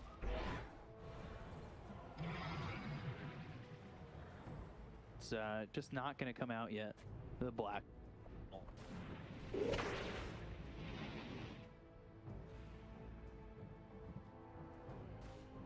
So next for the Mars. You got that Basher ready. Enigma is still going into the Aetherlands. Shadow Demon, Ag's done, so he can potentially break Juggernaut's critical strike, which is not. Also, you have 3 charges of Demonic Purge. I've been wanting this. Right now, you could just use like those charges on a Juggernaut. Yeah, seriously. I'm over here. After him, they've got the Vortex. Burlstra comes in with BKB Popeye Somnus. That doesn't land. BKB was also Popeye Yang. I was wondering what that sound is. It's the same sound as Alti. Jug. It's just the same sound? I believe it is. So, right now, Enigma is just a red super giant. He's not at the final step. He still needs to go supernova, and then he'll be able to use the black hole, and it'll be beautiful. Yeah, we've seen at the major Enigmas being able to almost defeat Supernova, like this final boss. Reaction. I believe he blinks back, Flyby trying to Burrow Strike away, and now the Midnight pulls down. Top of the dome, and they're still trying to get It's not enough to save him. Blade Fury all around feels some first opportunity. They've done a lot of damage here. Omni slash bounce around. BKB's been popped down. The fire, the black hole that comes through on a 3. They're going to go. The Yankees will go over and they'll take out Uranus. Ball leaning in with the Vortex, though. It's going to be a trade as they get the kill on the God King, but they've used the spike counter, so they haven't started to follow this up. No, not yet. Strike. Flyby dying as he gets the Burrow Strike out. They hit the inbound onto the Abaddon. Flyby does buy back, and they're trying to get Red Panda out of mana and out of Cyclic's coming in and Biotic Shield. They'll get the kill on the Red Panda, they'll take him out. It does force the buyback from Flyby. God King, he's dead too, but they finally use that black hole. It's a 3-man black hole that does get them numbers. Finally, he lands a good black hole. He stole the gem. Like, you can see how much damage Shadow does in the end. He uses a Soul Catcher, which is maxed out. Like, it's just so much. I want to see how many charges of Demonic Purge he used onto Juggernaut, because he can just ruin him. He also went for 200 damage on Demonic Purge, level 15 talent. So it's 700 damage times 3 minus magic reduction. It's around 1600 damage. 1500. Let's see it again. Back Felix, go after D-Stones, broken, bashed, and oh, there was a bash back from God King, which almost saved D-Stones, but then he was immediately first to hit bash again. See Felix, watch the blink, because Storm's coming in to go to the backlines as I believe he goes for this blink. Yeah, BKB, blink, black hole. He blinks out. He manages to blink out. Storm was ready to... Now check the damage from the Shadow Demon. Soul Catcher on 2 heroes. They just lose so much HP, but good buyback there from Saint. They managed to take down Gem from Ebba, which is pretty big. They have 2 Demon heroes. Aegis, Cheese, Axe, Blessing, Dire. They have nothing to stop this. And again, it is another Aegis for Elephant. Yeah, I think you get that Item Scepter to Storm Spirit. Yep, free items. So they got a lot of free gold this game from Roshan. They got the Shard, they got the Cheese Aegis, and the Aghanim Scepter on Storm Spirit. This is gonna be big. Like, the big zip could potentially ruin them. Troll with the Battle Fury, Mars follows it up. Just like God's Rebuke could make a ton of damage. Saw a lot of the allowance out. Heroes, we have our 1400 gold allowance. Yeah, sure, here you go. The best I can do is 5. You know, this is it'll work in the pubs. Wish we're back. We were hoping we could get more allowance this time. How much do you want now? 40. Earth Strike hits. You're fine. Down. They're trying to get his mana away, and they've got the quick save.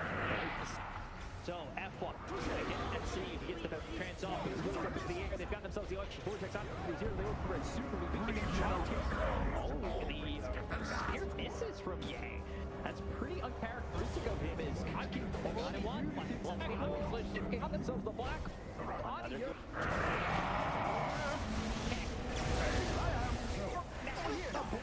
Turn around. That's on a 3. Ball lightning back and forth from Summon. So either Cheese will go to D-Stones. We put Red and that's helping him so far. He's really been a multitude of times. With the Blade Fury, the Bash, they get the kill out of the Storm. If is placed on him, goes up into the air with this Mars, and they kill Yang. Got the up into the ground, they've got Midnight Palace at his feet. They'll take him out, no buyback. That was a good fight from RNG. They almost managed to take down the Troll as well, but the Satanic, his ulti, it's just a bit too much. Like, you can see the Juggernaut. He's using the spin with the Shard to be able to do the bashes. He's also applying procs from the Mindbreaker, silencing people. I think Flyby would have enough time to use his Heaven's Halberd there. Like when he lands, I don't think there's an instant BKB. First it stuns him, then doesn't pop it. Okay. Spear misses. Omnislash take up the Aegis. Flyby goes to the back lines. Felix for that opportunity again. BKB Black Hole, but of course that flies Illusion. The disruption, continuing to disrupt this fight. They need to be able to jump Shadow Demon. Like this is the target to go for. If they can somehow manage to get a good jump with the possible sanking, but so far FY position has been amazing. This Philosopher's Stone, like, they set him up for a really nice game at the start. Getting with the first blood, another kill. He had the 4-5 minute mana boots, continues to stack the jungle, finds the Philosopher's Stone, gets the Blink Dagger, and like it's gonna be hard because I see E on this. They have nothing that they can dispel the things with. Is under attack. Yeah, it's gonna be difficult. Going Don't for the Aeon Disc. They pick up a Timeless Relic, an RNG, which is given over to the Nyx Assassin. Oh, it's a great item on Nyx. Like the Carapace lasting 25% longer. Went for the Impale Stun. Getting closer to level 20, plus 0.7 Carapace stun duration. It's quite a lot. That's 3 seconds extra, 0.25. Brings him to 3.7 second Carapace. So that's gonna be huge.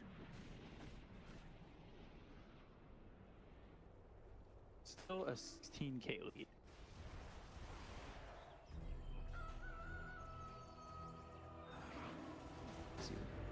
Fine from this.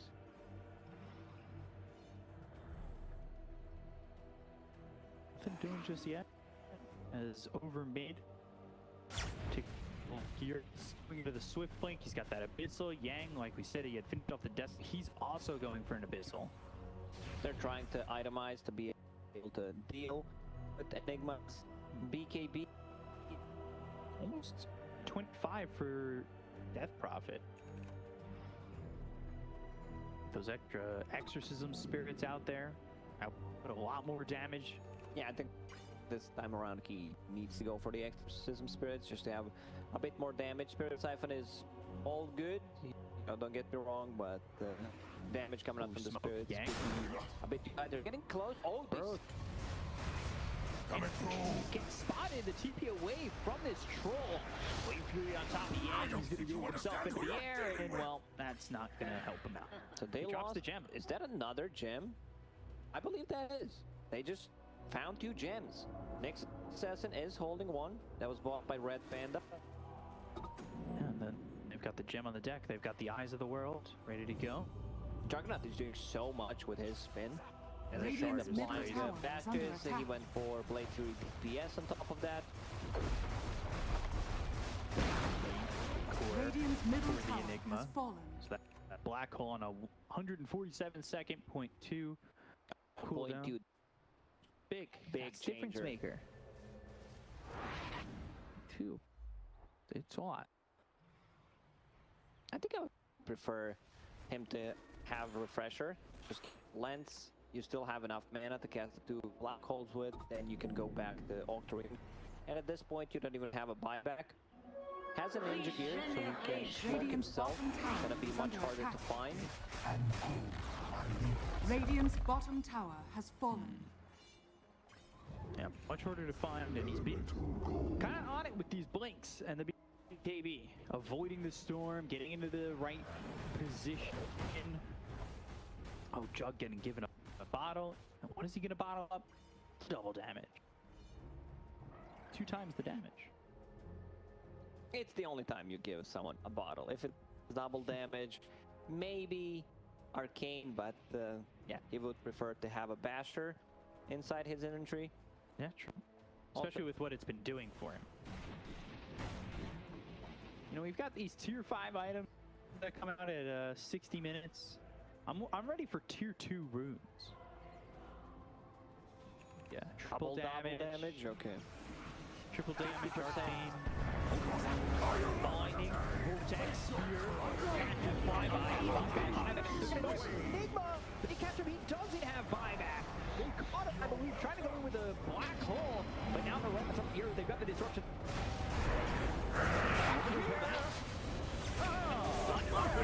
Of course. They've got their light clicks. They've got survive. Oh, likely. And he's dead for us. Going to go over the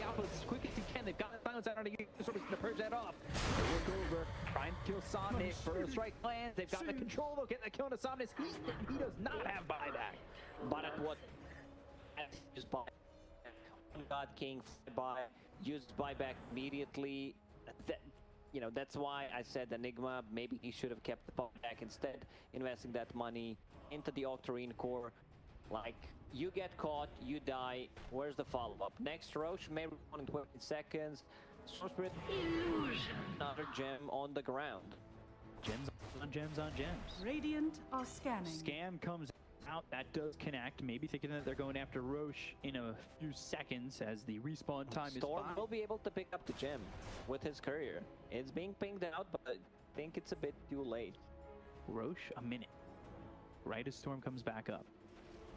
Did they lose both gems? No. There's one on next assassin. They're good. And look at that. Just it's very hard for Juggernaut.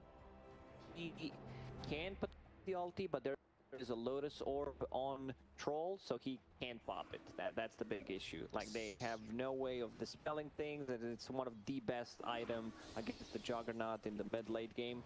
Super did so much in this fight. Just burrowed under the ground. Being a nuisance. Spike Carapace, the Impales. Yeah, they need to deal with this next assassin. He was the problem last game. He was. And I want wanted to see Eon Disc. Like, they have nothing. I mean, they have Shadow Demon ulti. I'm not sure if he wants to save that one to possibly purge it off, and he also take a lot less damage when he's burrowed. If he gets multiple spells off in a team fight, that's gotta be big. Like, the reflect duration, stun duration on Nick Assassin, 3.6 seconds. A bit of Kale there. I thought he was setting up. They had the vision in the lane with the ops. He goes into the burrow.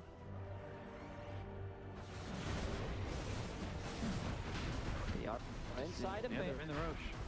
They're trying to get this Aegis Chief of First Shard and the Axe Blessing. They're going to get it. Aegis for free. Aegis picked up a Eurus. They leave the Refresher Shard. And look for the Pro Strike. It doesn't land the FY. He blinks away. They've got the spear that's out onto the deep still. He's in a lot of trouble. He missed way to put up with the black hole. Comes through on it. It's going to be done to the Abaddon is worth control and make it. Zombie's like, no. And who's going to pop up? For the hell, John? Because you're not getting this kill. He goes down. Pro Strike comes through on the Eurus, but is it going to be enough? He still has an aim to work with. Without looking up, the ENG to get the kill. For 99, it does have buyback. Flyby, Felix, they're gone with D-Stones. D-Stones in because they used it before, and they're going to look over as Elephant will take the fight. Yeah, a lot of lag. Haven't seen much. Decent black hole, but the Troll is a bit too much with Satanic, with that Rampage as well. There's still a Refresher Shard inside the pit. Like, this could potentially be a game changer if, like, maybe it's time to scout things out, see what's happening there. You don't see that anyone used it. Maybe they forgot. Dire's middle tower is under attack. Have to go get it yourself. You have to go get it yourself because the couriers don't provide vision inside the Roche pit anymore. You're gonna go. Dire's middle Get tower tier 3. has fallen. Go Radiant's bottom Rax, tower is under melee. attack. And they defend. Dire's middle barracks They're without has 2 fallen. heroes. They're without the black hole. Dire's middle They barracks need everything to has fallen. go right. Maybe Super can be that turnaround for them. But it's certainly going to be tough. Radiant's bottom tower Black hole, is under 22 attack. seconds. Up in the same time. Dire's top barracks are under attack. Take out another Dire's set. top barracks has fallen. Looking for me. Radiant's Net bottom worth lead. tower is under attack. And they can go in and close out the game. Still no black hole yet available. We'll be up in a couple of seconds. There we go. So it's going to be tough. It's going to be tough considering we still don't have flyby either. The land me, they're just trying to slow this down so they can get all 5 heroes up. Take with the Spirit Siphon. Look at the silence out onto this Troll. Dire's middle There's tower the is Lotus under Orb to attack. keep him safe. The last tier 3 don't get the last set of racks just yet. So no megas, just supers. Super has an X. Midnight Pulse still doing the work, but I feel like they should go in and try to close out this game. Possibly if they get a good jump on Enigma, like they take him down because there are no saves whatsoever.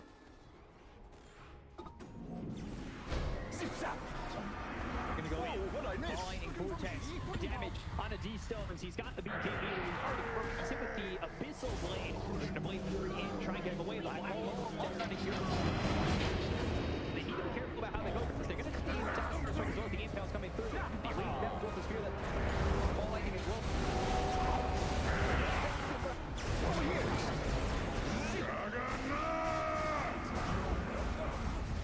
For D-Stones, they got the campaign on big wall. But they get on. Here I am!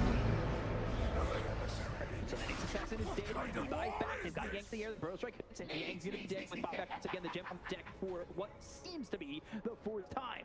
That was everything used by RNG. They got the Aegis out of the hands of Elephant. They get the kill on Yang. However, is that enough to hold this game in the balance where RNG can make a comeback once again? Super is just doing so much work on this next assassin. The Timeless Relic, the longer duration stuns, the carrot paces. They are trying to focus him down. Not the best black hole. They managed to kill Juggernaut, kill Troll once, but that's it. But I think he needs to play a bit more risky, save that black hole for eventually, you know, multiple black hole, because this is their way back into this game. So, we watch that replay. Vortex, almost enough. Nyx Assassin is surviving for so long. Spike Carapace, look at that, stuns up 3. So I think stunned up even 4. Finally he dies, but they have to leave yet.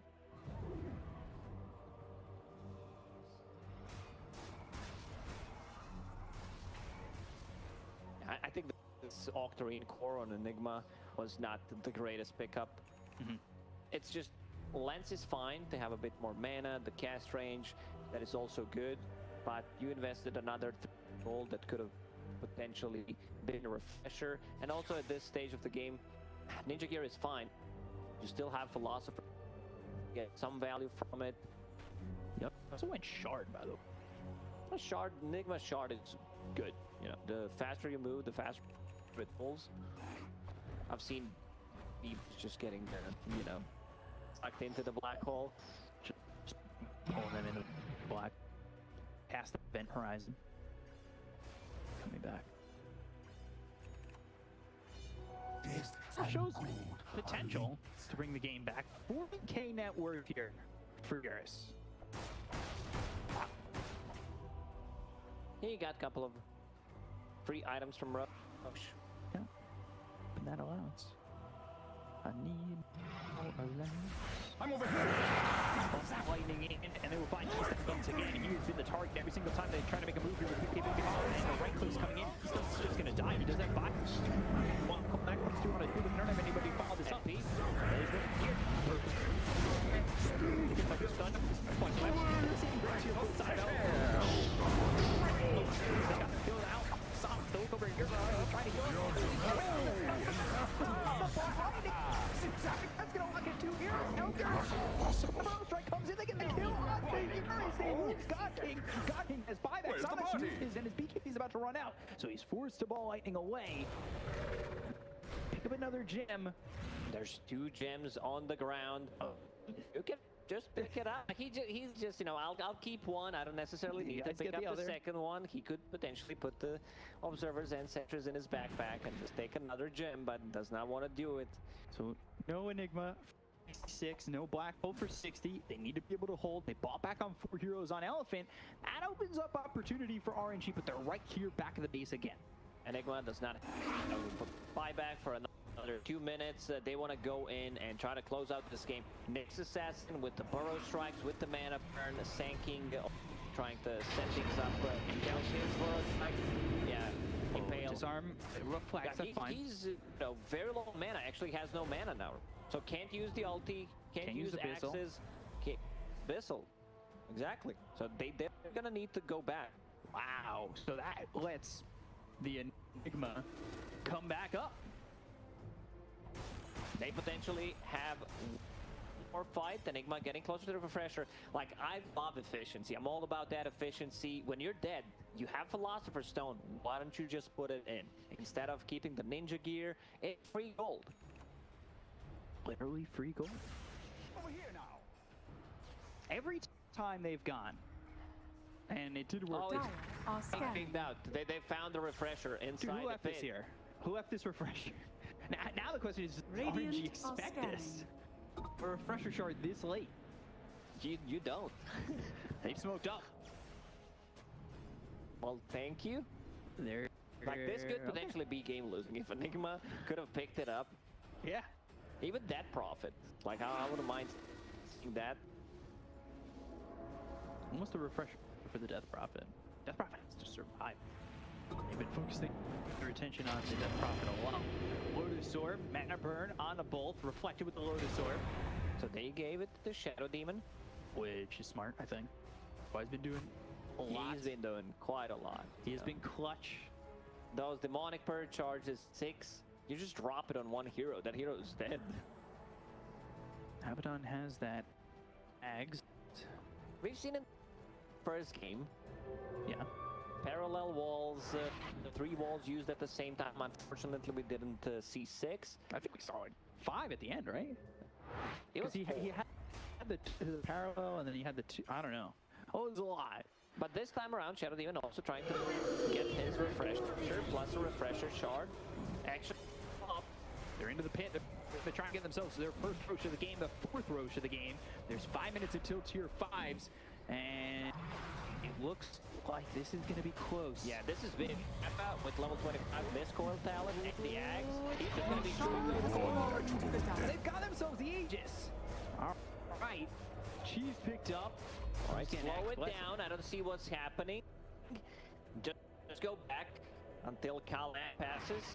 Break through the Double firewall. damage. So yeah, go back to the Abatok. Aghanim Scepter, whenever someone takes 500 damage, Miscoil will automatically fire. It's an AoE coil with the talent. It works. Last time I tested it, it worked. Stupendous! But that's where the blessing goes to. Question is he going to use it? No, he gave it to the Enigma. Okay. Gave it to the Enigma. Refresher shard on Enigma. He could get the double black hole. Triple black hole, possibly. Yeah. Like, at this point, I wouldn't mind seeing him sell the mech and potentially just have buyback and the refresher.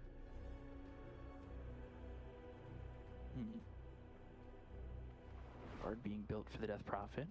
And now this game, net worth doesn't matter. The buybacks are lacking. They've got the Aegis on the Jug. So he's ready with a second life. This is their first Roche of the game. And the whole series has been chaotic, pretty intense. You never know who's gonna win until the end, so we need to see who will execute it better. Storm Spirit, Full Blood Thorn, Sight of Vice, level 29. Like, what more can you ask from this hero? Troll also has Whirling Axes upgraded. Like, look at Troll, he has so many abilities. Like, Battle Trance is a strong dispel as well. Buttons to press for that Troll. By the way, Nyx Assassin's level 5. He's got that ability. This time around, he decided to go for a different talent, which I think it's better, because they are not the ones trying to get the stuff going on the map. It's all defense. They're defending the high ground, defending the 3 towers, and yeah, he's sitting at 33 armor, which is 65% physical resistance. It's not about dealing the right clicks, but it's all about a more survivable shard, as you said, gonna be built by Death Prophet. So that's gonna give her 1 extra charge, and it's fear. Like before, it was reducing the armor, and now, if you're siphoned for 4 seconds, it's a 2-second fear. So we're about to get to tier 5. We're actually gonna see this. Storm Force, double damage. Kale will alleviate, but I'm used to this. The side showing, we're okay. The action is still alive, the action is still there. sometimes it happens, you know, and have to go get the very entertaining game. If we all hold hands, it'll be okay. So I think both teams are gonna concede to 60 minutes. Yeah, you're gonna wait. You're gonna wait. What can I get? Ages Let's will roll the expire. dice. They don't have that Radiant are ballista scanning. carrier this time around, because Troll wants to be in melee form. What else is potentially good? Like Stygian Desolator, always good. Ooh. Always good. Apex feels fine. Mirror Shield. What about Giant's Ring? That feels great. Give it to the Enigma. I just want to see the Enigma with it. Radiant's top Towering tower over is under everybody. attack. Going for the top tier 2. And it's gone. Radiant's top tower has fallen. Butterfly being built. 60 minutes and 30 seconds. Mirror Shield still feels like one of the best ones, where you just reflect things, like potentially on Enigma stopping any Abyssal initiations, even though it's very get the Abyssal on, like Yang needs to be in a perfect position pretty much. Like look at if you click over Abyssal Blade, it's just so small. So if like Black Hole is used on top of himself, you can't stop it. Like you need to be inside something that he needs to be about, and there's all of this opportunity. I don't think it's even doable. Like you need to have BKB also running, because Shard from Enigma will pull you in. Apex found by the Jug. Seer Stone. Cast range. Vision bonus. 10 mana regen. So cast range while he's Book of burrowed, Shadows. he's gonna test that. Like he burrowed himself. Let's see. Oh my god. Oh my god. What is this? Full screen. It's bigger. It's actually bigger than the full screen. And now he's going after it. He's like, I like this. This is mine. I'm keeping this. Oh my god. Book of Shadows, Giant's Ring. Helped by the Troll. He's massive. He's actually massive. The biggest Cliff I've ever seen. 40 strength, 60 movement speed, so you can sell your boots, and all his items are very well color coordinated. Ex Machina and Pirate Hat. Alright, well, Lars with a pirate hat.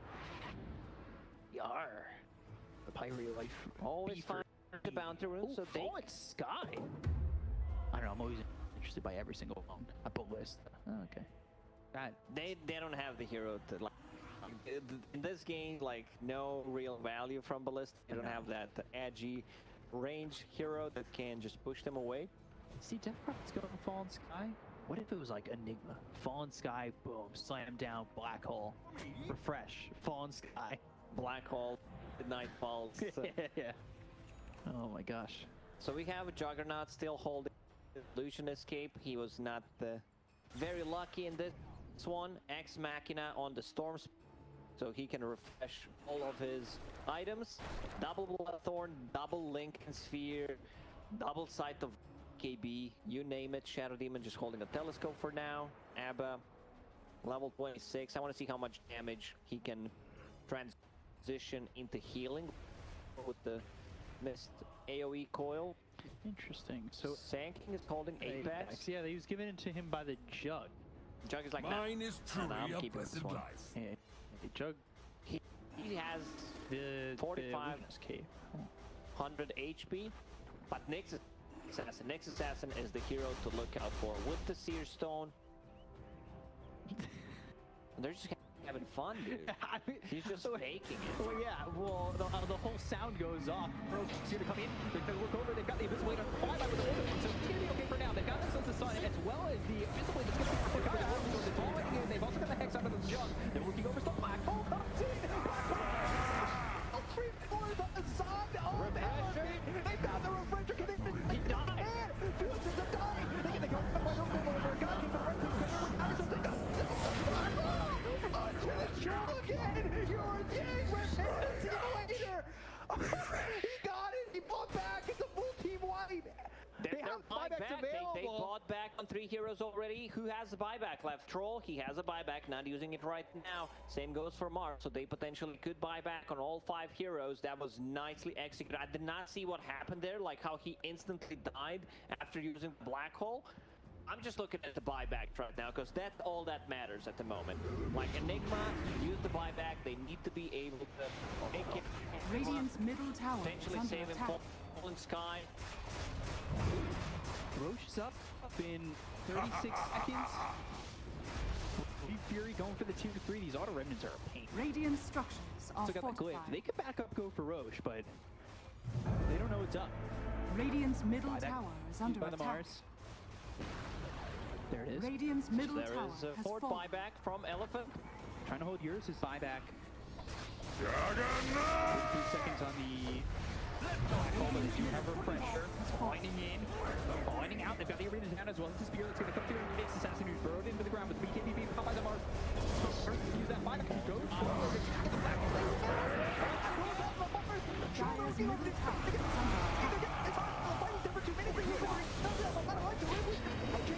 Trying to keep him alive. BKB's been hot by. Does that number black for work with Kevin Kyurier is off. He's got the sliver of health. He finds himself into the shadow. Radiant's middle Why no tower is no fallen. game left for Elephant. Radiant's middle completely tower up is under there. attack. They don't have anybody to defend this. GG is called. Dyer's middle tower RNG has took fallen. the 2-0. Man, I can't believe they did Radiant's it. middle After, tower like, it's has pretty much the same fallen. thing that happened in the first game. Like, they the laning stage. Most of the heroes are in the jungle. For all the people out there who are like, yeah, we should probably give up. You should never give up, because this just shows, you know, how you can come back into the game. RNG makes a magnificent comeback. Like, there's a refresher shard inside the pit, standing there for almost full 10 minutes. Yeah, let's just pick it up, and then he did.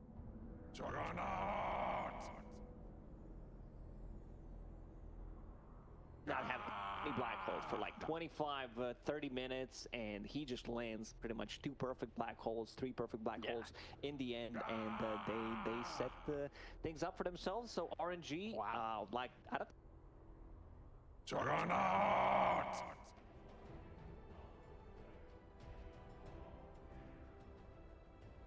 Ah!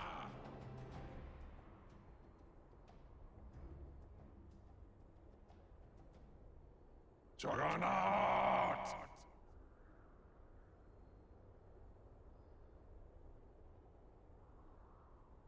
Juggernaut!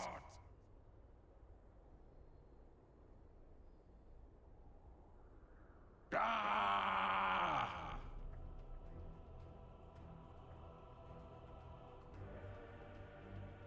Juggernaut!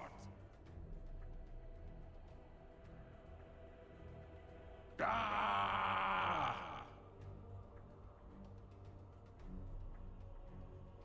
Juggernaut!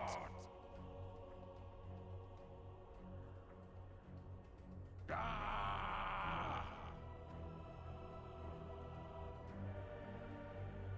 Ah!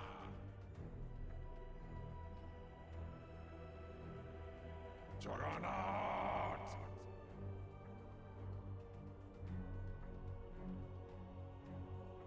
Ah!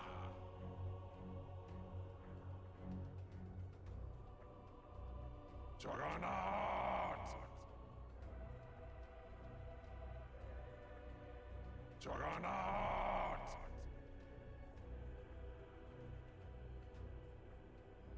Ah!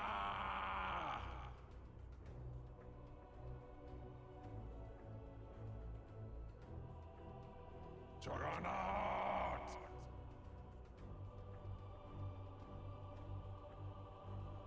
Ah!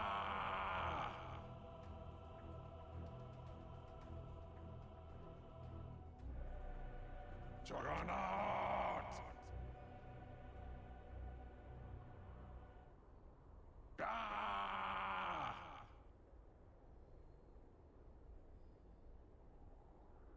Ah!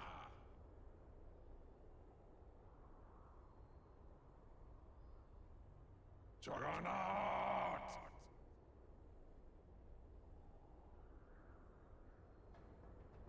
Juggernaut!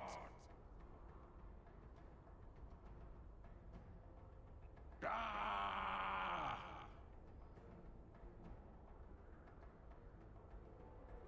Ah!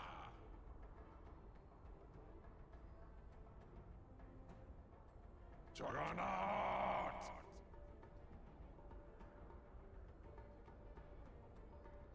Juggernaut! Ah!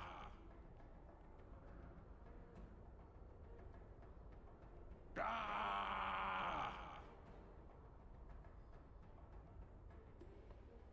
Juggernaut!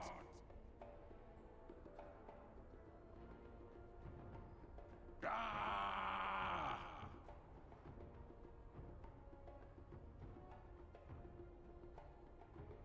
Juggernaut!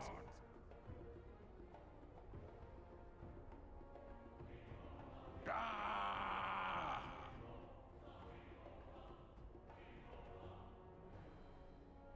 Juggernaut! Ah!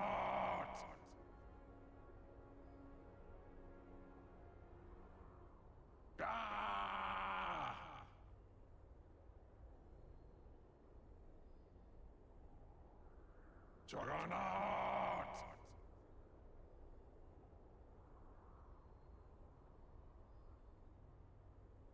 Juggernaut!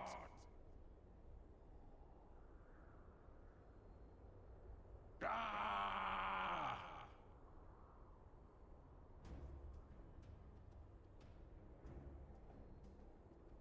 Juggernaut!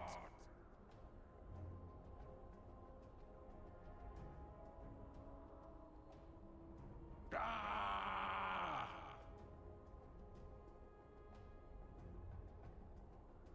Juggernaut!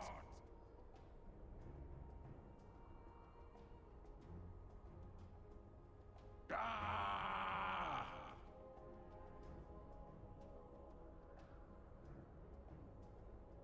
Ah!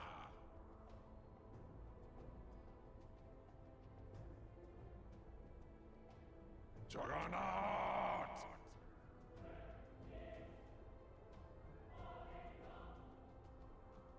Juggernaut! Ah!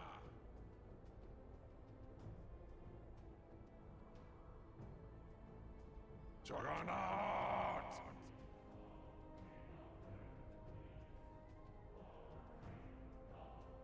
Ah!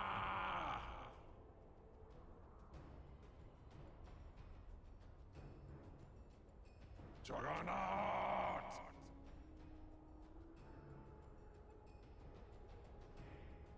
Ah!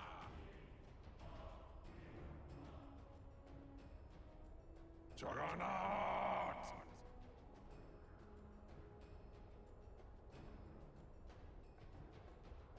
Ah!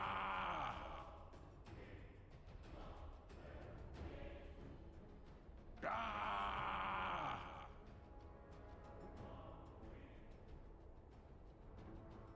Juggernaut!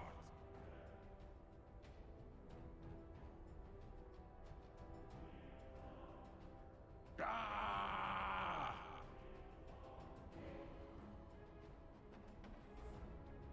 Juggernaut!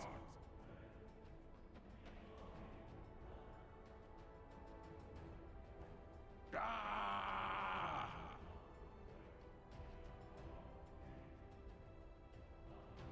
Juggernaut!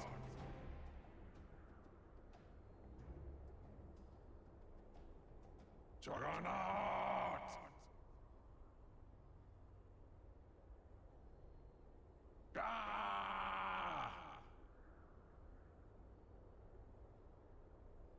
Juggernaut!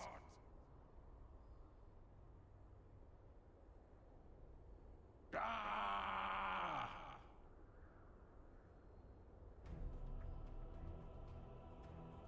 Juggernaut!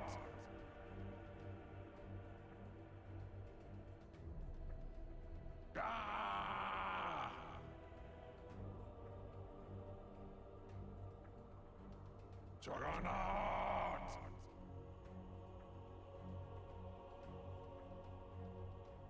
Ah!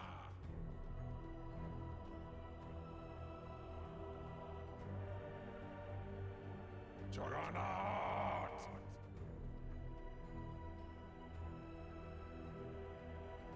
Ah!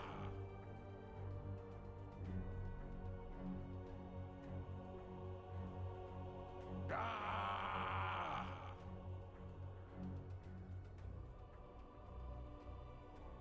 Juggernaut!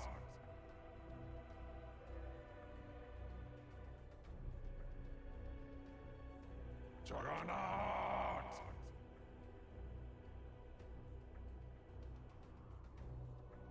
Ah!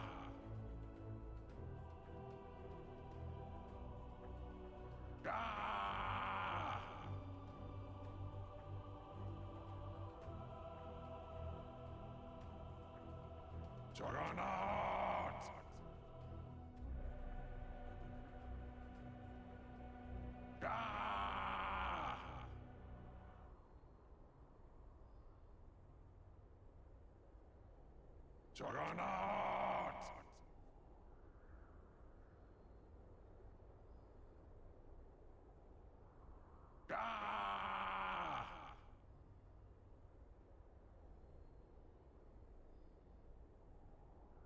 Juggernaut!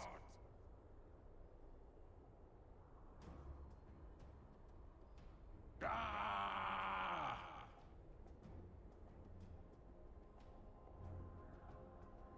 Juggernaut!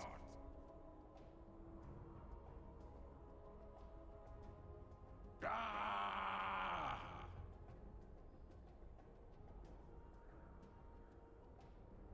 Juggernaut!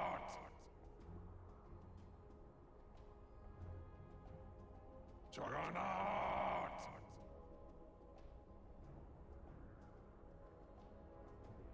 Ah!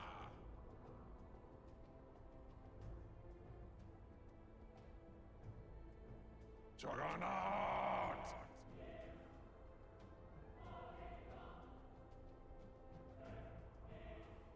Ah!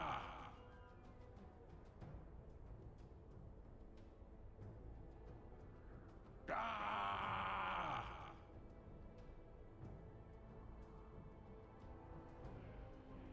Juggernaut!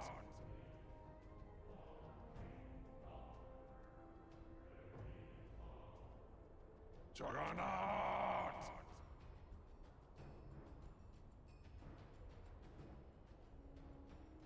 Ah!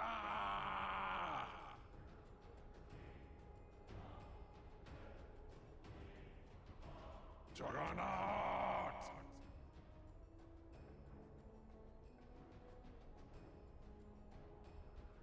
Ah! Ah!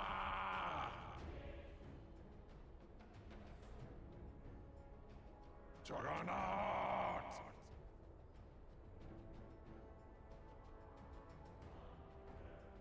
Ah!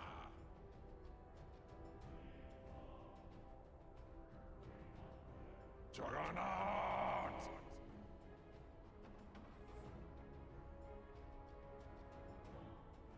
Ah!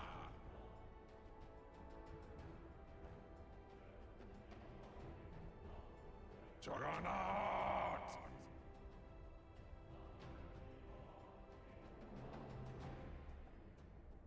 Ah!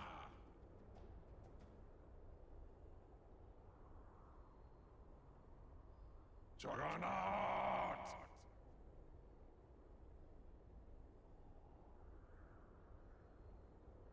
Juggernaut!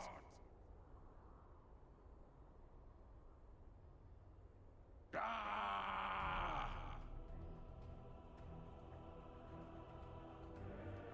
Ah!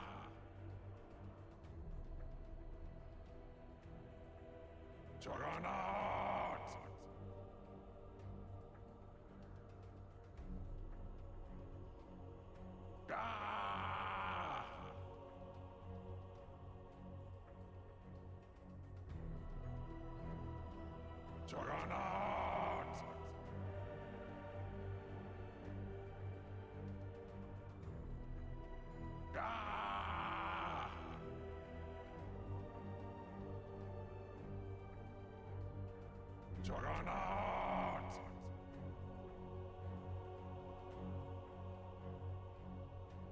Juggernaut!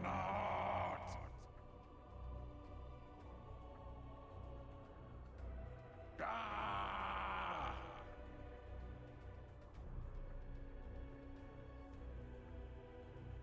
Juggernaut!